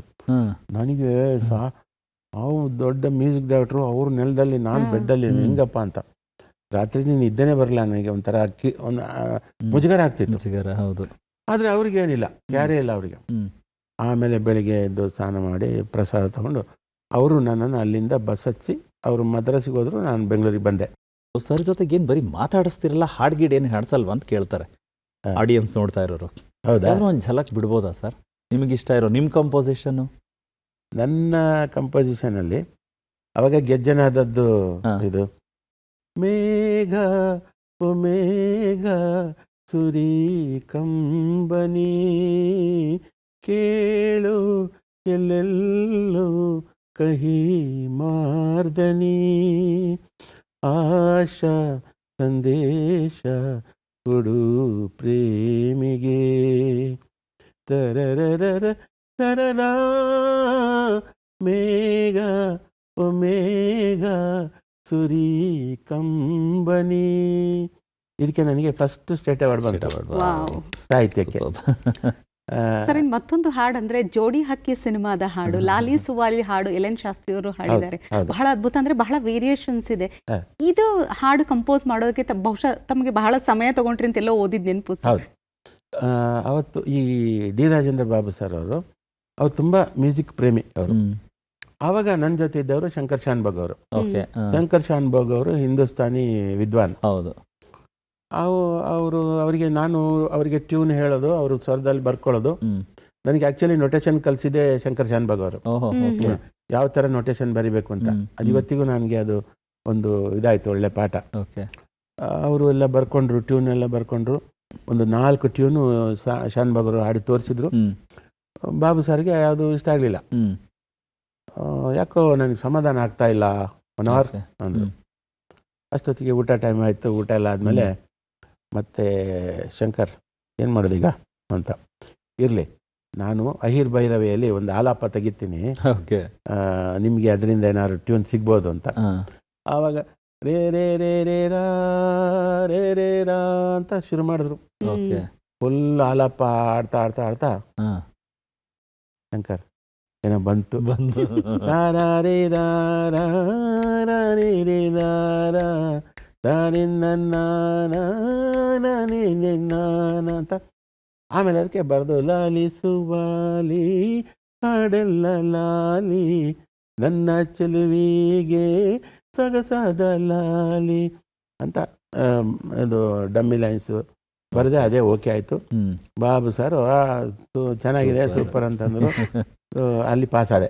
Yes sir. ಅಂದರೆ ಒಂದು ಮನುಷ್ಯನ ಬದುಕು ಯಾವಾಗಲೂ ಯುದ್ಧದ ಥರ ಇರುತ್ತೆ ಅಂತ ಹೇಳ್ತಾರೆ. ಹೌದು. ಸೊ ಹಾಗಾಗಿ ಅದರಲ್ಲೂ ಈ ಒಂದು ಗ್ಲಾಮರ್ ವರ್ಲ್ಡು ಅಥವಾ ಸಿನಿಮಾ ಅಂದಿದ ತಕ್ಷಣ ಅಲ್ಲಿ ಇನ್ನೂ ಚಾಲೆಂಜಸ್ ಜಾಸ್ತಿ ಮತ್ತು ಅಲ್ಲಿ ದೊಡ್ಡ ಯುದ್ಧ ಯಾವಾಗಲೂ ನಡೀತಾನೆ ಇರುತ್ತೆ. ಸೊ ನಿಮ್ಮ ಬದುಕಿನಲ್ಲಿ ಯುದ್ಧ ಅಂತ ಶಬ್ದ ಕೇಳಿದ ತಕ್ಷಣ ಐ ಥಿಂಕ್ ಇನ್ನೊಂದು ಥರದ್ದು ನೆನಪುಗಳಿದೆ. ಸುಮಾರು ಏನು ಒಂದು 80 ಮೇಲೆ ಟ್ಯೂನ್ ಮಾಡೋದು ಅಂದರೆ ಒಂದು ಹುಡುಗಾಟನಾ ಸರ್? ಯುದ್ಧ ಸಿನಿಮಾ ಕಿವಿರಾಜ್ ಅವ್ರದ್ದು. ಅವರು ಒಂಥರ ಜಾಲಿ ಮನುಷ್ಯ. ಲೊಕೇಶನ್ ನೋಡೋಕ್ಕೆ ಕರ್ಕೊಂಡವರು. ಓಕೆ. ಆಗಲೇ ನನಗೆ ಕುದುರೆಮುಖ ಮತ್ತು ಕಳಸ, ಪಶ್ಚಿಮ ಘಟ್ಟ ಇವೆಲ್ಲ ಅಲ್ಲೆಲ್ಲ ಸುತ್ತ. ಆಮೇಲೆ ಇದು ಇಕ್ಕೇರಿ, ಕೆಳದಿ ಈ ಜಾಗಗಳೆಲ್ಲ ನೋಡಿದ್ದು. ಶಿವಮೊಗ್ಗ ಜೋಗ ಜಲಪಾತ. ದಾರಿ ಉದ್ದಕ್ಕೂ ನನ್ನ ಹತ್ರ ಒಂದು ಕ್ಯಾಸೆಟ್, ಒಂದು ಟೇಪ್ ರೆಕಾರ್ಡರ್. ಸಿಚುವೇಶನ್ ಕತೆ ಎಲ್ಲ ಹೇಳಿದರು ಕಿವಿರಾಜ್ ಸರ್. ಅದರಲ್ಲಿ ನಾನು ಟ್ಯೂನ್ ಮಾಡ್ತಾ ಹೋದೆ. ದಾರಿಯಲ್ಲಿ ಮಾಡ್ತಾ ಹೋಗೋದು, ಕ್ಯಾಸೆಟಲ್ಲಿ ರೆಕಾರ್ಡ್ ಮಾಡೋದು. ಅದೊಂದು 86 ಟ್ಯೂನ್ಸ್ ಆಯಿತು. ಬೆಂಗಳೂರಿಗೆ ಬಂದು ಏನಪ್ಪ ಟ್ಯೂನ್ ಕೇಳಿಸು ಅಂದರು. ನಾನು ಒಂದೊಂದೇ ಕೇಳಿಸ್ದೆ. 86 ಟ್ಯೂನ್ ಕೇಳಿದ್ರು. ಕೇಳಿ ಎಲ್ಲ ಗುರ್ತಾಕೊಂಡ್ರು. ಗುರ್ತಾಕೊಂಡು ನಾನು ಡಮ್ಮಿ ಲೈನ್ಸ್ ಬರೆದಿದ್ದೆ, ನೆನ್ಪಿಟ್ಕೊಳ್ಬೇಕಲ್ಲ ಯಾವ್ದು. ಸೊ 26 ಟ್ಯೂನ್ ಓಕೆ ಮಾಡಿದ್ರು. 86ರಲ್ಲಿ 26 ಓಕೆ ಆಯ್ತು. 26ರಲ್ಲಿ 12 ಸೆಲೆಕ್ಟ್ ಮಾಡಿದ್ರು. 6 ರೆಕಾರ್ಡಿಂಗ್ ಮಾಡಿದ್ವಿ. 86ರಿಂದ 12ಕ್ಕೆ ಬಂತು. ಬಟ್ ಅಷ್ಟು ಅವರಿಗೆ ಇಷ್ಟ ಆಗಿಲ್ಲ ಅಂತಲ್ಲ, ಸಿನಿಮಾಕ್ಕೆ ಬೇಕಾದ್ದೇ 6 ಹಾಡು ಅದಲ್ಲಿ ಯುದ್ಧದಲ್ಲಿ 6 ಹಾಡು ರೆಕಾರ್ಡ್ ಮಾಡಿದ್ವಿ. ಸೊ ಹಾಗೆ ಆಯಿತು. ಆಮೇಲೆ ಕಿವಿರಾಜ್ ಸರ್ದು ಕತೆ ಹೇಳ್ತೀನಿ ನಾನು. ಬೊಂಬಾಟ್ ಹುಡುಗ ಅಂತ ಸಿನಿಮಾ, ಚಾಮುಂಡೇಶ್ವರಿಯಲ್ಲಿ ರೆಕಾರ್ಡಿಂಗ್.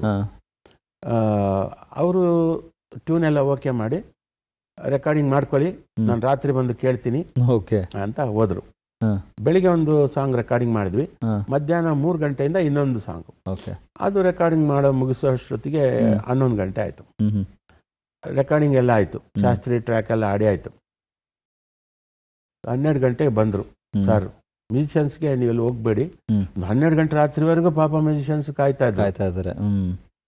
ಆಮೇಲೆ ನಮ್ಮ ತಬಲಾ ವೇಣುವರು ಸ್ವಲ್ಪ ದಿವಸದ ಮುಂದೆ ಅವರಿಗೆ ಸ್ಕೂಟರ್ ಆಕ್ಸಿಡೆಂಟ್ ಆಗಿ 2 ಅವ್ರ ಕೈ ಕೊಟ್ಟಾಗ ತರ್ಚಿತ್ತು.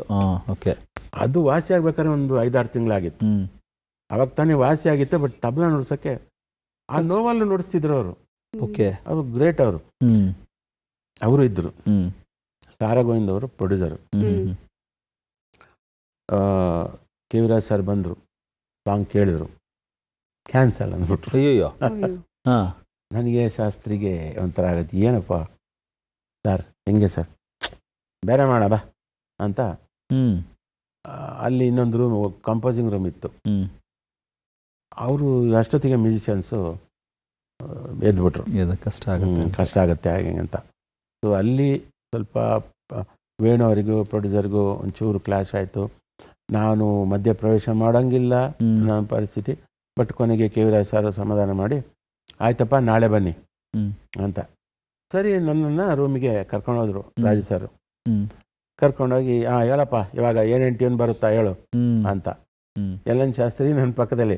ನಮ್ದು ಏನಂತಂದ್ರೆ, ನನಗೆ ನನ್ನ ಬಗ್ಗೆ ಭರವಸೆ ಇಲ್ಲ. ನಾನು ಹಾಡಕ್ಕೆ ಹೋದ್ರೆ ಅಪಸ್ವರ ಬರುತ್ತೆ ಅಂತ ಹೇಳ್ಬಿಟ್ಟು ನಾನು ಟ್ಯೂನ್ ಹೇಳೋದು, ಶಾಸ್ತ್ರಿ ಅದನ್ನ ಕರೆಕ್ಟಾಗಿ ಹೇಳೋದು. ಶಾಸ್ತ್ರಿ ಸಂಗೀತ ಗೊತ್ತಿತ್ತಲ್ಲ. ಬಟ್ ನಾನು ಟ್ಯೂನ್ ಹೇಳ್ತಿದ್ದೆ, ಶಾಸ್ತ್ರಿ ಹಾಡ್ತಿದ್ರು. ಕಿವಿರಾಜ್ ಅವ್ರ ಒಂದು ಸಣ್ಣ ಮಿನಿ ಟೈಪ್ ರೆಕಾರ್ಡ್ ಇತ್ತು, ಅದ್ರ ರೆಕಾರ್ಡ್ ಮಾಡ್ತಾ ಹೋದ್ರು. ಒಂದು 20 ಟ್ಯೂನ್ ಆದಮೇಲೆ ಈಗ ಫಸ್ಟ್ ಟ್ಯೂನ್ ಅಷ್ಟೊತ್ತಿಗೆ ಏನಾಯ್ತು, 20 ಟ್ಯೂನ್ ಆಗೋ ಅಷ್ಟೊತ್ತಿಗೆ 1 ಗಂಟೆ ರಾತ್ರಿ. 1 ಗಂಟೆ ರಾತ್ರಿ ನೋಡಿ, 12ರಿಂದ 1 ಗಂಟೆ ರಾತ್ರಿ ಒಳಗೆ 20 ಟ್ಯೂನ್ ಹೇಳಿದ್ದೀನಿ. ಓಕೆ. ಅಷ್ಟೊತ್ತಿಗೆ ಶಾಸ್ತ್ರಿ ಅವರಿಗೆ ತಡ್ಕೊಳಕ್ಕಾಗಲಿಲ್ಲ. ಅವ್ರು ಹಿಂಗೆ ಅಂದ್ಬಿಟ್ಟು ಅಲ್ಲೇ ನಿದ್ದೆ ಮಾಡಿಬಿಟ್ರು. ಪಾಚ್ಕೊಂಬಿಟ್ಯಾ, ಸರಿ ನೀನು ಹೇಳಪ್ಪ ರಾಜವರು. ನೀವೇ ಹಾಡಬೇಕಿತ್ತು. ನಾನು ಹೇಳ್ಬೇಕಾಯ್ತು. ಸರಿ, ಮತ್ತೆ ಒಂದು 2-3 ಹಾಡು ಅಷ್ಟೊತ್ತಿಗೆ ಫಸ್ಟ್ ಟ್ಯೂನ್ ಇದೆಯಲ್ಲ ಅದು ಮತ್ತೆ 4ನೇ ಟ್ಯೂನು ಅದು ಜಾಯಿನ್ ಮಾಡೋದ್ರು. ಓಕೆ. ತಕ್ಷಣ ಶಾಸ್ತ್ರಿ ಅದಾಗಲ್ಲ, ಅದು ತಾಳ ಬೇರೆ ಇದು ತಾಳ ಬೇರೆ ಅಂತ ಮಲಗಿಲ್ಲೇನೆ ನಿದ್ದೆ ಬಂದಿಲ್ಲೇನೆಯಾ ಮತ್ತೆ ಎದ್ದು ಕೂತ್ಕ ಅಂತ. ಸರ್ ಅದಾಗಲ್ಲ ಸರ್, ಅದು ಒಂದೇ. ಅದು ನಾನು ಹೇಳಿದೆ ಶಾಸ್ತ್ರಿ ಸಮಾಧಾನ, ನಾವು ಟ್ರೈ ಮಾಡೋಣ ಸರ್, ಒಂದೇ ಸಾಂಗ್ ಕೇಳಿಸಿ ಸರ್ ಅಂತ. ಕೇಳಿಸಿದ್ರು. 4ನೇ ಸಾಂಗ್ ಕೇಳಿಸಿ, ಅದನ್ನು ಕೇಳಿಸಿದ್ರು. ಆಮೇಲೆ ನಾನು ಹೇಳಿದೆ ಶಾಸ್ತ್ರಿ ಈ ತಾಳಕ್ಕೆ ಇದನ್ನು ಕನ್ವರ್ಟ್ ಮಾಡೋಣ ಅಂತ ಜಾಯಿನ್ ಮಾಡಿದ್ವಿ. ಓಕೆ. ಹಾಗೆ ಅದು ಪಾಸ್ ಆಯಿತು. ಮಾರನೇ ದಿನ ಅದನ್ನು ರೆಕಾರ್ಡ್ ಮಾಡಿದ್ವಿ. ಓಕೆ. ಹೀಗೆ ಅವ್ರ ಜೊತೆ ವೆರೈಟಿ ಎಕ್ಸ್ಪೀರಿಯನ್ಸು. ಜನ್ಮದ ಜೋಡಿ ಅಂತ ನೆನಪಿಸ್ಕೊಂಡಿದ ತಕ್ಷಣ ಅಣ್ಣವ್ರ ಜೊತೆಗೆ ಅಣ್ಣವರ ಕುಟುಂಬದ ಒಡನಾಟ ಇದೆಯಲ್ಲ, ಐ ಥಿಂಕ್ ಅದೊಂದು ದೊಡ್ಡ ರೆಕಾರ್ಡು. ಬಟ್ ನೀವು ಅಲ್ಲೂ ಅಷ್ಟೇ ಒಂದಷ್ಟು ಟ್ಯೂನ್ಗಳು ಮಾಡ್ಕೊಂಡು ಹೋಗೋಣ ಅವ್ರಿಗೆ ಕೇಳಿಸೋ ಅನ್ನೋವಂಥ ಒಂದು ಪರಿಪಾಠ ಇತ್ತು. ಅದು ಏನಾಯಿತು ಅದು ನೀವೇ ಹೇಳಿ ಸರ್. ನನಗೆ ಮೊದಲನೇ ಸಲ ನಾನು ಸಂಕೇತ್ ಸ್ಟುಡಿಯೋದಲ್ಲಿ ಅಲ್ಲಿವರೆಗೆ ಗೆಜ್ಜನಾದ ಒಂದು ಕ್ಲಿಕ್ ಆಗಿತ್ತಲ್ಲ, ಅದು ಅಣ್ಣವರ ಅಳಿಯಂದು ರಾಮ್ಕುಮಾರ್ ಅವರು ಹೀರೋ ಅದರಲ್ಲಿ. ಸೊ ಆ ಸಿನಿಮಾ ನೋಡಿ ಅವರು ಹೇಳಿದ್ರಂತೆ, ಯಾರು ಸಂಗೀತ ಹಂಸಲೇಖ ಸರ ಅಂತ. ಅಲ್ಲ, ಅವ್ರ ಶಿಷ್ಯ ವಿಮನವರಂತ ಹೇಳಿ ಅವರಿಗೆ ನನಗೆ ಇಷ್ಟ ಆಯಿತು ಹಾಡುಗಳೆಲ್ಲ ಅಂತ. ಸೊ ಹಾಗಾಗಿ ಅಣ್ಣ ಅವರಿಗೆ ನನ್ನ ಬಗ್ಗೆ ಒಂದು ಕೇಳ್ಪಟ್ರು ಅವರು. ಅದಕ್ಕೆ ಹಿಂದೆ ನಾನು ಹಂಸಲೇಖ ಸರ್ ಜೊತೆ ಕೆಲಸ ಮಾಡ್ತಿದ್ದಾಗ ಹಂಸಲೇಖ ಸರ್ ಅಣ್ಣವ್ರ ಕೈಲಿ ಹಾಡಿಸುವ ಟೈಮಲ್ಲಿ ಸರ್ ಲಿರಿಕ್ಸ್ ಬರೆದು ಕೊಡೋರಿಗೆ ಕೊಟ್ಟು ಬಾ ಅಂತ. ಹಾಗೆ ಒಳಗಡೆ ಹೋಗಿ ನಾನು ಕೊಟ್ಟು ಅಲ್ಲಿ ನೋಡಿ ಪರಿಚಯ ಅಷ್ಟೇ. ಇದು ಏನಾಯಿತು, ಜನ್ಮ ಜೋಡಿ ನಮ್ಮ ಗುರುಗಳು ಮಾಡಬೇಕಾಯ್ತು. ಅವರು ಯಾವುದೋ ಕಾರಣ ಅವರ ಮಗನ ಸಿನಿಮಾ ಮಾಡೋ ಒಂದು ಕಾರಣದಿಂದ ಅವರು ಅದನ್ನು ರಿಜೆಕ್ಟ್ ಮಾಡಿ ಬಂದರು. ಅಂದಾದ್ಮೇಲೆ ಇನ್ಯಾರ ಕೈಲಿ ಮಾಡಿಸೋದು ಅಂದಾಗ ಅಲ್ಲಿ ವರದಣ್ಣ ಅವರು ಮನೋಹರ್ ಅಂತ ಇದ್ದಾರಲ್ಲ ಅವ್ರ ಕೈಲಿ ಮಾಡಿಸೋಣ. ಆವಾಗ ಅಣ್ಣ ಅವರು ಗುಣಗಿದ್ರಂತೆ. ಅವ್ರಿಗೂ ಅದು ಮಲ್ಲಿಗೆ ನಿನ್ನೊಂದಿಗೆ ಹಾಡು ಗುಣಗ್ತಾ ಸರಿವನ್ನ ಕರ್ಸೋಣ ಅಂತ ಹೇಳಿದ್ರಂತೆ. ಸೊ ಸಂಕೇತಲ್ಲಿ ನಾನು ಇದು ಅಂಬರೀಷ್ ಅವ್ರದ್ದು ಸಿನಿಮಾ, ಅದು ಉಮಾಕಾಂತ್ ಅವ್ರ ನಿರ್ದೇಶನ, ಅದು ಅದರದ್ದು ಕೆಲಸ ಮಾಡ್ತಾ ಇದ್ದೆ, ಅಲ್ಲಿ ರೆಕಾರ್ಡಿಂಗ್ ಮಾಡ್ತಾ ಇದ್ದೆ. ಇವ್ರು ಬಂದರು, ಚೆನ್ನವ್ರು ಬಂದರು, ಮನೋಹರ್ ಅಣ್ಣವ್ರ ಮನೆಗೆ ಬರಬೇಕು, ಜನ್ಮ ಜೋಡಿ ಅಂತ ಸಿನಿಮಾ ಮಾಡ್ತಿದ್ದಾರೆ, ನೀವೇ ಮ್ಯೂಸಿಕ್ ಮಾಡಬೇಕು ಅಂತ. ನನಗೆ ದಸಕ್ ಅಂತು. ಏನಂದರೆ ಅಣ್ಣವ್ರ ಕಂಪನಿಯಲ್ಲಿ Rajan Nagendra, Ilaiyaraaja sir, GK Venkatesh, TG Lingappa ಅವರು, ಉಪೇಂದ್ರ ಕುಮಾರ್, ಇವರೆಲ್ಲ ದೊಡ್ಡ ದೊಡ್ಡ ಮ್ಯೂಸಿಕ್ ಡೈರೆಕ್ಟರ್ಗಳು ಮಾಡಿದಂಥ ಜಾಗದಲ್ಲಿ ನನಗೆ ಯಾವ ಯೋಗ್ಯತೆ ಇಲ್ಲ, ಅರ್ಹತೆ ಇಲ್ಲ, ನಾನು ಹೆಂಗಪ್ಪ ಮಾಡೋದು ಅಂತ ಆ ಒಂದು ಅಳುಕು ಕೀಳದ ಮೇಲೆ ಇದ್ದೆ. ಬಟ್ ನಾನೇ ಮೆಲ್ಲ ಹೇಳಿದೆ, ಇಲ್ಲ ಇದ್ರದ್ದು ಈ ಸಿನಿಮಾದ್ದು ವರ್ಕ್ ಇದೆ, ನಾನು ಉಡುಪಿಗೆ ಹೋಗ್ಬೇಕು ಅಂತ. ಅವೆಲ್ಲ ಕ್ಯಾನ್ಸಲ್ ಮಾಡಿ, ನೀವು ಬರಲೇಬೇಕು. ಓಕೆ, ಸರಿ ಇನ್ನೇನು ಮಾಡೋದು ಅಂತ ಹೋದರೆ ಒಂಥರ ಒಳ್ಳೆ ಸ್ವಾಗತ. ಅಣ್ಣವರು ಒಂಥರ ಅವ್ರ ನಗು, ಅಷ್ಟು ಚಂದದ ನಗು, ಕಣ್ಣು ಒಂಥರ ಡೈಮಂಡ್ ಕಣ್ಣುಗಳು. ಅವರು ಎದುರುಗೊಂಡ್ರು. ಆಮೇಲೆ ಅಲ್ಲಿ ನಾಗಾಭರಣ ಇದ್ದರು, ಬರ್ಗೂರ್ ಸರ್ ಇದ್ದರು, ವರದಣ್ಣ ಅಣ್ಣವರು. ಸೊ ಇದೆಲ್ಲ ಮಾಡಿ ಇದಕ್ಕೆ ಹಾಡುಗಳೆಲ್ಲ ತುಂಬ ಚೆನ್ನಾಗಿ ಮಾಡಿಕೊಡಿ ಅಂತೆಲ್ಲ ಹೇಳಿದ್ರು. ಆಯಿತು ಅಂತೇಳಿ ಅಲ್ಲಿಂದ ನಾಗಾಭರಣ ಸರ್ ನನ್ನ ಅವರ ಕಾರಲ್ಲಿ ಅವರ ಆಫೀಸಿಗೆ ಕರ್ಕೊಂಬಂದರು. ಕತೆ ಎಲ್ಲ ಹೇಳಿದ್ರು. ಕತೆ ಎಲ್ಲ ಹೇಳಿ ಆದಮೇಲೆ ನಾನೆಲ್ಲ ಗುರ್ತಾಕೊಂಡೆ, ಒಂದು 12 ಹಾಡಿಗೆ ಗುರ್ತಾಕೊಂಡೆ. ಅದು ಕತೆ ಎಲ್ಲ ಕೇಳಿ ಆದಮೇಲೆ ನಾನು ಗುರ್ತಾಕೊಂಡೆ. ಆದಮೇಲೆ ನಾನು ಹೇಳಿದೆ ಭರಣ ಸರ್ಗೆ, ಸರ್ ಇದೊಂದು ಮ್ಯೂಸಿಕಲ್ ಸಿನಿಮಾ ಮಾಡಬೇಕು ಅಂತ. ಮಾಡಬೇಕು, 12 ಹಾಡು ಜಾಗ ಇದೆ ಅಂತೆ. ರೀ ಹೋಗ್ರಿ ರೀ, ನಿಮ್ಮ 12 ಹಾಡನ್ನು ನಾವು ಮಾಡ್ಕೊಂಡು ಕೂತ್ಕೋಬೇಕಾ, ಡೈಲಾಗ್ ಮಾಡೋದು ಬೇಡವಾ ಅಂದರು. ನಿಮಗೆ 6 ಹಾಡು ಚಾನ್ಸು ಅಂದರು. ಆಯಿತು ಅಂತೇಳಿ ಆಮೇಲಿಂದ ಮಾರನೇ ದಿನ ಪ್ರಿಪೇರ್ ಆಗಿ ಹೋದೆ. ಹೋಗಿ ನನಗೆ ಫಸ್ಟ್ ಲೈನ್ ಜೊತೆನೇ ಸಾಹಿತ್ಯದ ಜೊತೆನೇ ಟ್ಯೂನ್ ಬಂತು. ಇವನ್ಯಾರ ಮಗನೋ ಹಿಂಗವನಲ್ಲ ಅಂತ ಲೈನ್ ಬಂತು. ಅಣ್ಣವರು ಮುಂದ್ಗಡೆನೇ ಇದ್ದವರು ಚೆನ್ನಾಗಿದೆ, ಮುಂದುವರಿಸಿ ಅಂದರು. ಅವ್ರ ಪಾಪ ಒಂದು ಇದಕ್ಕೆ ಏನಂತಾರೆ, ಶಿಷ್ಟಾಚಾರಕ್ಕೆ ಚೆನ್ನಾಗಿದೆ ಅಂತ ಹೇಳ್ತಾರೆ ಅಂದ್ಕೊಂಡು ಆ ಸಾಲು ಎಲ್ಲ ಕಂಪ್ಲೀಟ್ ಮಾಡಿ ಶಾಸ್ತ್ರಿ ಅದನ್ನು ಹಾಡಿ ತೋರಿಸಿದ್ರು. ಓಕೆ ಆಯಿತು. ಓಕೆ ಆಯಿತು ಅಂದರೆ ಟ್ಯೂನು ಕೇಳಿದ್ರು, ಅಂದರು. ಇನ್ನೊಂದು ಟ್ಯೂನ್ ಮಾಡೋಕ್ಕೆ ಹೊರಟೆ. ಅವಾಗ ಇದ್ಯಾವುದಕ್ಕೆ ಅಂದರು. ಅಲ್ಲ, ಅದೇ ಸನ್ನಿವೇಶಕ್ಕೆ ಅಂತ. ಬೇಡ ಬೇಡ, ನಮ್ಮ ಸಂಸ್ಥೆಯಲ್ಲಿ ಒಂದ್ಸಲ ಟ್ಯೂನ್ ಓಕೆ ಆದರೆ ನಾವು ಇನ್ನೊಂದು ಕೇಳಲ್ಲ. ಅವಾಗ ಅನ್ಕೊಂಡೆ, ಬೇರೆ ನಿರ್ದೇಶಕರು ನನಗೆ ಎಷ್ಟು ಒಂದು ಸಿಚುವೇಶನ್ಗೆ 10 ಟ್ಯೂನು 20 ಟ್ಯೂನು ಮಾಡಿದ್ದಿದೆ ನಾನು. ಅದು ಆಮೇಲೆ ಕೊನೆಗೆ ಮೊದಲನೇದು ಹೇಳಿ ಅದು ಇದು ಓಕೆ ಅಂತ ಈ ಥರ ಎಲ್ಲ. ಆದರೆ ಇಲ್ಲಿ ನೋಡಿದ್ರೆ ಇವರು ಒಂದೇ ಟ್ಯೂನ್ ಓಕೆ ಮಾಡಿದ್ರು. ಆಮೇಲೆ ಮಧ್ಯಾಹ್ನ ಮೇಲೆ ಇನ್ನೊಂದು ಟ್ಯೂನು, ಇನ್ನೊಂದು ಸಿಚುವೇಶನ್. ಅದು ಇದು ಜನ್ಮದ ಜೋಡಿ ನೀನು ಕನಕ ಕನಕ ಅದು ಟ್ಯೂನು, ಅದು ಓಕೆ ಆಯಿತು. ಹೀಗೆ ಎರಡು ದಿನದಲ್ಲಿ 4 ಟ್ಯೂನ್ ಓಕೆ ಆಯಿತು. ಆಮೇಲೆ ಮಾರನೇ ದಿನ ಕೋಲ್ಮಂಡ್ಯದ್ದು ಸಿಚುವೇಶನ್ನು. ಅದು ಕೋಲ್ಮಂಡ್ಯ ಅಂತ ಇರಲಿಲ್ಲ, ಒಟ್ಟಲ್ಲಿ ಹೀರೋ ಬಂದು ಹೀರೋಯಿನ್ನ ಇಂಪ್ರೆಸ್ ಮಾಡ್ಕೊಂಡು ಗೊತ್ತಿಲ್ಲದಾಗೆ ಅವಳನ್ನ ಒಂದು ಕಡೆ ಮೀಟ್ ಮಾಡೋದಕ್ಕೆ ಕರೆಯೋದಕ್ಕೆ ಒಂದು ಹಾಡಬೇಕಿತ್ತು. ಅದಕ್ಕೆ ನಾನು ಮಾಡಿದ ಟ್ಯೂನು ಈ 4 ಟ್ಯೂನು ಪಟ ಪಟ ಪಟ ಓಕೆ ಆಯ್ತಲ್ಲ. ಇದು ಅಣ್ಣವ್ರು ಕೇಳಿ ಏನು ಹೇಳಿಲ್ಲ, ಓಕೆ ಅಂತ ಹೇಳಿಲ್ಲ. ಸುಮ್ಮನೆ ಒಂದು ಸ್ಮೈಲ್, ಒಂದು ಮುಗುಳ್ನಗೆ. ಆ ಮುಗುಳ್ನಗೆ ನಕ್ಕು, ನಾವು ಇಲ್ಲಿ ಗುಬ್ಬಿ ಕಂಪ್ನಿಯಲ್ಲಿ ಇದ್ದಾಗ ಅಂತ ಗುಬ್ಬಿ ಕಂಪ್ನಿಯಲ್ಲಿ ಇದ್ದಾಗ ನರಸಿಂಹರಾಜು ಇವ್ರ ತುಂಟಾಟ, ನಮ್ಮ ನರಸಿಂಹರಾಜು ಇದನ್ನೆಲ್ಲ ತುಂಬ ತುಂಟ. ಇದು ಅವನ್ ತರಲೆ, ಈಗ ಅವನ್ ಮನ್ಕಾಯುವಾಗ ಎಷ್ಟೆಷ್ಟು ತರಲೆ ಮಾಡ್ತಿದ್ದ ಗೊತ್ತಾ ಅಂತ. ಸೊ ಆ ಪದಗಳೆಲ್ಲ ನನಗೆ ಮನ್ಕಾಯುವಾಗ, ಎಕ್ಕುಟ್ಟೋಗ, ಚಾಪೆ ಸುತ್ಕೊಂಡು ಹೋಗ, ಅವರೇ ಹಾಡು ಬಂದ್ಬಿಡುತ್ತೆ. ಬೈಗಳು ಇದೆಲ್ಲ ಮನ್ಸಲ್ಲಿ ಅನ್ಕೊಂಡೆ, ಇದೆಲ್ಲ ಒಂದು ಹಾಡು ಮಾಡ್ಬೋದು ಅಂತ. ನಾನು ಅನ್ಕೊಂಡಿಲ್ಲ ಇದೇ ಸಿನಿಮಾಕ್ಕೆ ಅದು ಹಾಡು ಆಗ್ಬೋದು ಅನ್ನೋ ಅನ್ಕೊಂಡಿಲ್ಲ. ಅದಾದ್ಮೇಲೆ ಈಗ ಕೋಲ್ಮಂಡ್ಯದ್ದು ಅಲ್ಲ, ಈ ಸನ್ನಿವೇಶದ್ದು ಟ್ಯೂನ್ ಓಕೆ ಆಗಿಲ್ವಲ್ಲ, ಅವ್ರು ಬೇರೆ ಬೇರೆ ವಿಚಾರ ಆಗಿ ರಾಗಗಳು ಹೇಳ್ಕೊಂಡು ಎಲ್ಲ ಮಾಡಿದ್ರು. ಆವಾಗ ಭರಣ ಸರ್ ನನ್ನ ಕಿವಿಯಲ್ಲಿ ಹೇಳಿದ್ರು, ನೋಡಿದ್ರ ಟ್ಯೂನ್ ಓಕೆ ಆಗಿಲ್ಲ, ಅದು ಓಕೆ ಆಗಲ್ಲ ಅಂತ ಹೇಳಲ್ಲ ಅವರು, ಬೇಜಾರಾಗುತ್ತೆ ಅಂತ. ಅದಕ್ಕೆ ಈ ಥರ ಏನು ಮಾಡ್ತಿದ್ದಾರೆ, ಇವತ್ತಿಗೆ ಬಿಟ್ಬಿಡೋಣ, ನಾಳೆ ಇದು ಮಾಡೋಣ ಅಂತ. ಅಷ್ಟೊತ್ತಿಗೆ ಆ ಟೈಮಲ್ಲಿ ಅಣ್ಣವರು ಒಳಗಡೆ ನಮಗೆ ತಿಂಡಿ ತರಕ್ಕೆ ಹೋಗಿದ್ರು.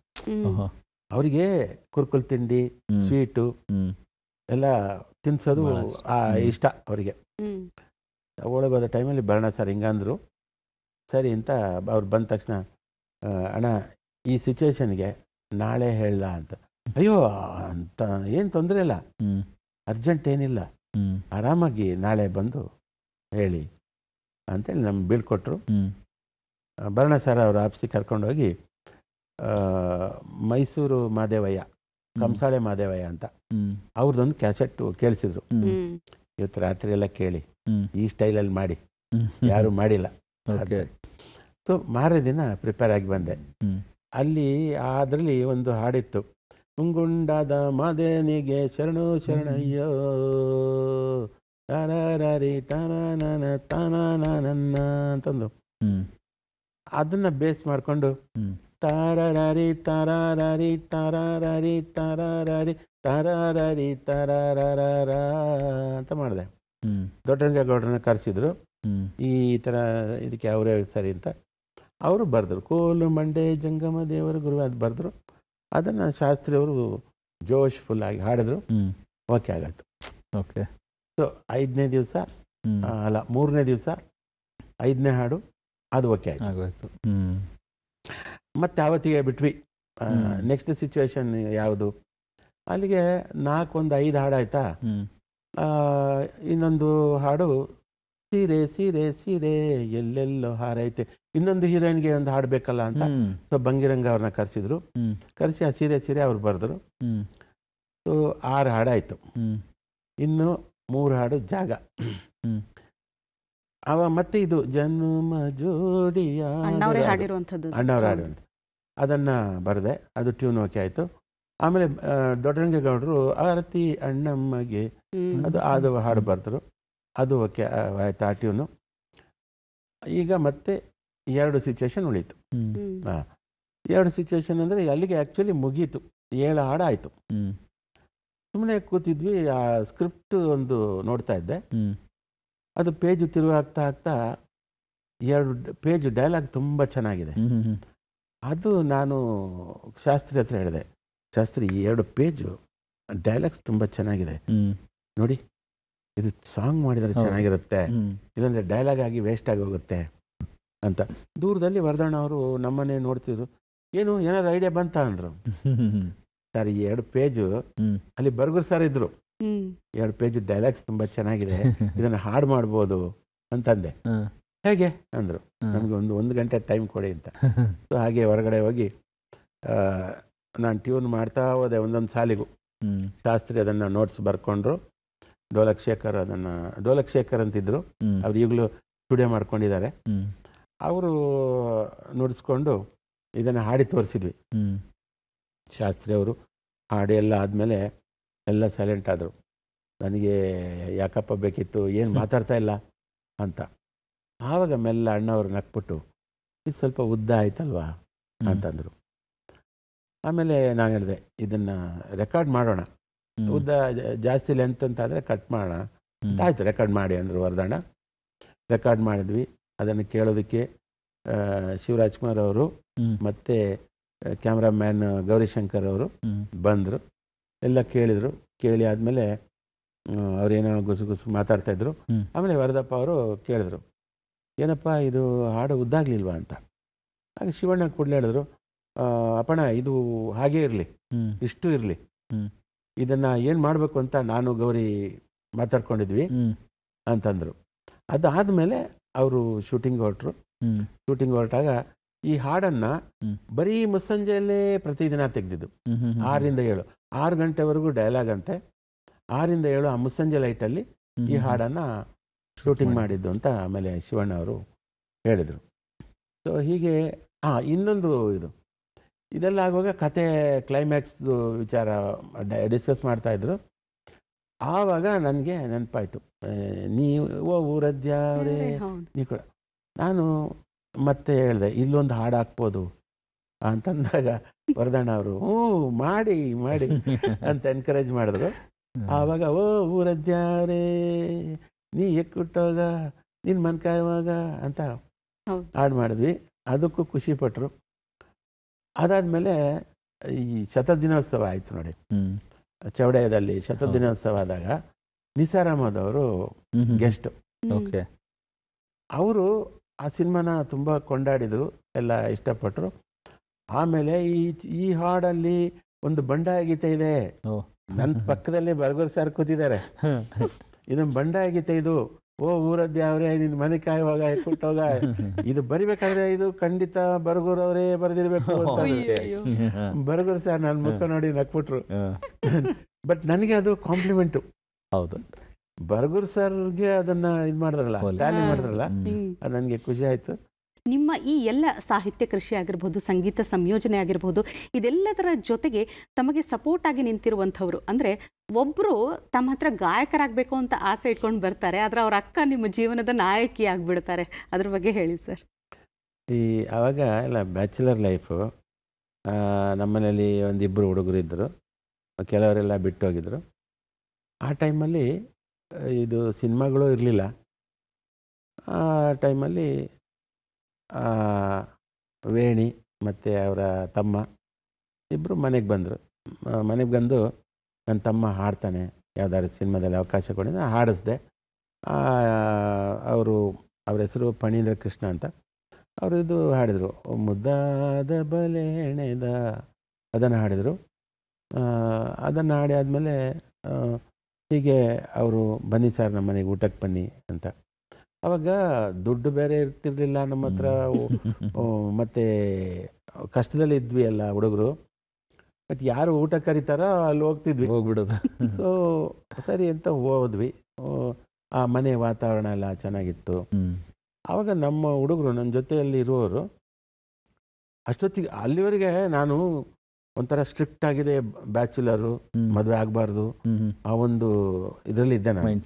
ಏನಂದರೆ ನಂದು ಬೇರೆ ಏನೋ ಒಂದು ಗುರಿ ಇತ್ತು, ಮಿಲಿಟ್ರಿಗೆ ಸೇರಬೇಕು ಅಂತ. ಸುಮಾರು ರಿಕ್ರೂಟ್ಮೆಂಟ್ಗೆ ಹೋಗಿದ್ದೆ. ನನಗೆ ಆರ್ಮಿಗೆ ಸೇರಬೇಕು ಅಂತ ಭಾಳ ಆಸೆ ಇದೆ. ಯಾಕೆ ನಮ್ಮ ತಂದೆಯವರು ಇದ್ದಿದ್ದು ಆರ್ಮಿಯಲ್ಲಿ, ಬಟ್ ಅದು ಆಗಲಿಲ್ಲ. ನನಗೆ ಒಂದೊಂದು 3 ರಿಕ್ರೂಟ್ಮೆಂಟಲ್ಲೂ ನಾನು ಫೇಲ್ ಆಗ್ತಿದ್ದೆ. ಒಂದು ಹೈಟಲ್ಲಿ, ಒಂದು ವೆಯ್ಟಲ್ಲಿ, ಇನ್ನೊಂದು ಸಲ ಹೀಗೇನೋ ಒಂದು ಕಾರಣದಿಂದ.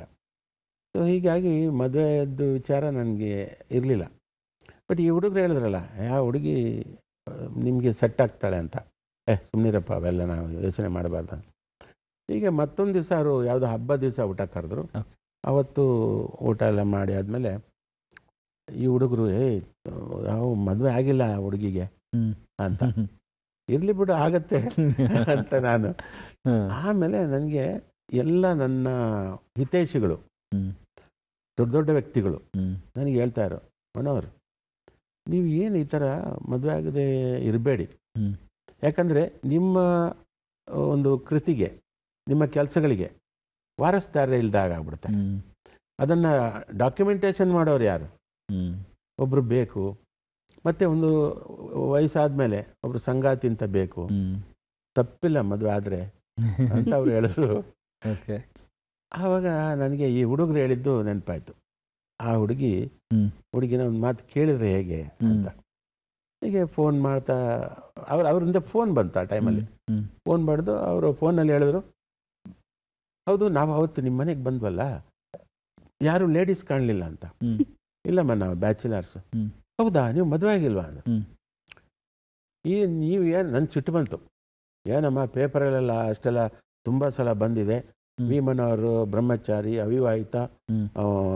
ಅವಿವಾಹಿತರ ಸಂಘದ ಅಧ್ಯಕ್ಷ ಅವನು, ಹಿಂಗೆಲ್ಲ ಬಂದಿದೆ. ನೀವು ಒಂದ್ಸಲ, ಇಲ್ಲ ಸರ್ ನಾವು ನೋಡಿಲ್ಲ, ಸಾರಿ ಸರ್, ನಾವು ನಿಮಗೆ ಮದುವೆ ಆಗಿದೆ ಅಂತ ಅಂದ್ಕೊಂಡ್ವಿ ಅಂತ. ಮತ್ತೆ ನಮ್ಮ ಸಿನಿಮಾದವ್ರನ್ನ ಯಾರಮ್ಮ ಮದುವೆ ಆಗ್ತಾರೆ ಅಂತ ನಾವು ಬಾಯಿ ತಪ್ಪಿ ಹೇಳ್ದೆ. ಯಾಕೆ ಸರ್, ನಿಮ್ಮನ್ನು ಮದುವೆ ಆಗುವವರು ಅದೃಷ್ಟವಂತರು ಸರ್ ಅಂತಂದು. ಆಗ ಗೊತ್ತಿಲ್ಲದೆ ಒಂಥರ ಬಂದು ನನಗೆ ಬಾಯಿಂದ ಬಂತು, ಆ ಅದೃಷ್ಟವಂತೆ ನೀವೇ ಯಾಕೆ ಆಗಬಾರ್ದು ನನಗೆ.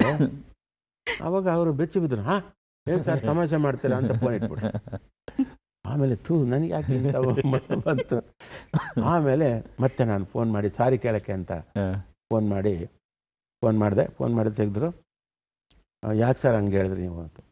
ಇಲ್ಲಮ್ಮ ಹಂಗೆ ಅನ್ನಿಸ್ತು ನನಗೆ, ನೀವು ಮದುವೆ ಆಗೋದಾದರೆ ನಾನು ಸಿದ್ಧ ಅಂತ.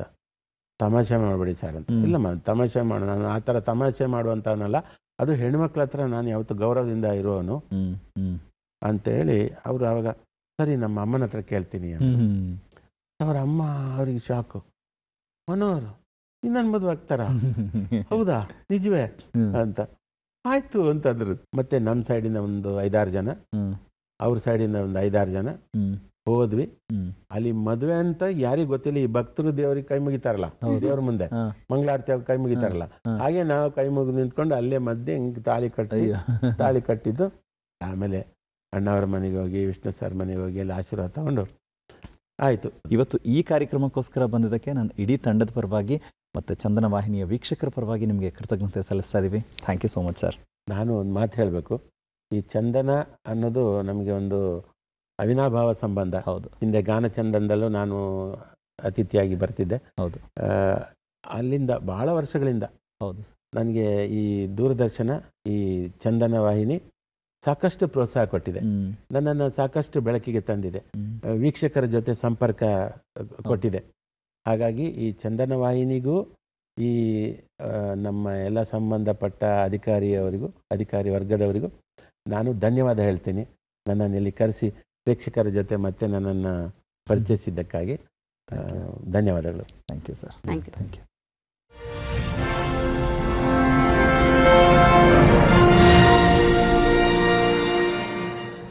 ನೋಡಿದ್ರಲ್ಲ ವೀಕ್ಷಕರೇ, ಇವತ್ತಿನ ಸಂಚಿಕೆಯಲ್ಲಿ ಹಾಡು ಮಾತು, ಮಾತು ಹಾಡು, ಒಂದು ರೀತಿ ಸಂಗೀತ ಪ್ರಿಯರಿಗೆ, ಕನ್ನಡ ಪ್ರೇಮಿಗಳಿಗೆ, ಸಿನಿ ರಸಿಕರಿಗೆ ಹಬ್ಬದ ಹೂರಣ ರಸಗವಳವನ್ನೇ ಬಡಿಸಿದ್ದೇವೆ ಅಂತ ಭಾವಿಸ್ತಾ ಇವತ್ತಿನ ಕಾರ್ಯಕ್ರಮ ಮುಗಿಸ್ತಾ ಇದ್ದೀವಿ. ಮುಂದಿನ ಕಾರ್ಯಕ್ರಮದಲ್ಲಿ ಮತ್ತೊಬ್ಬ ಅತಿಥಿಯೊಂದಿಗೆ ಭೇಟಿಯಾಗೋಣ ಅಂತ ಹೇಳ್ತಾ ನಮಸ್ಕಾರ.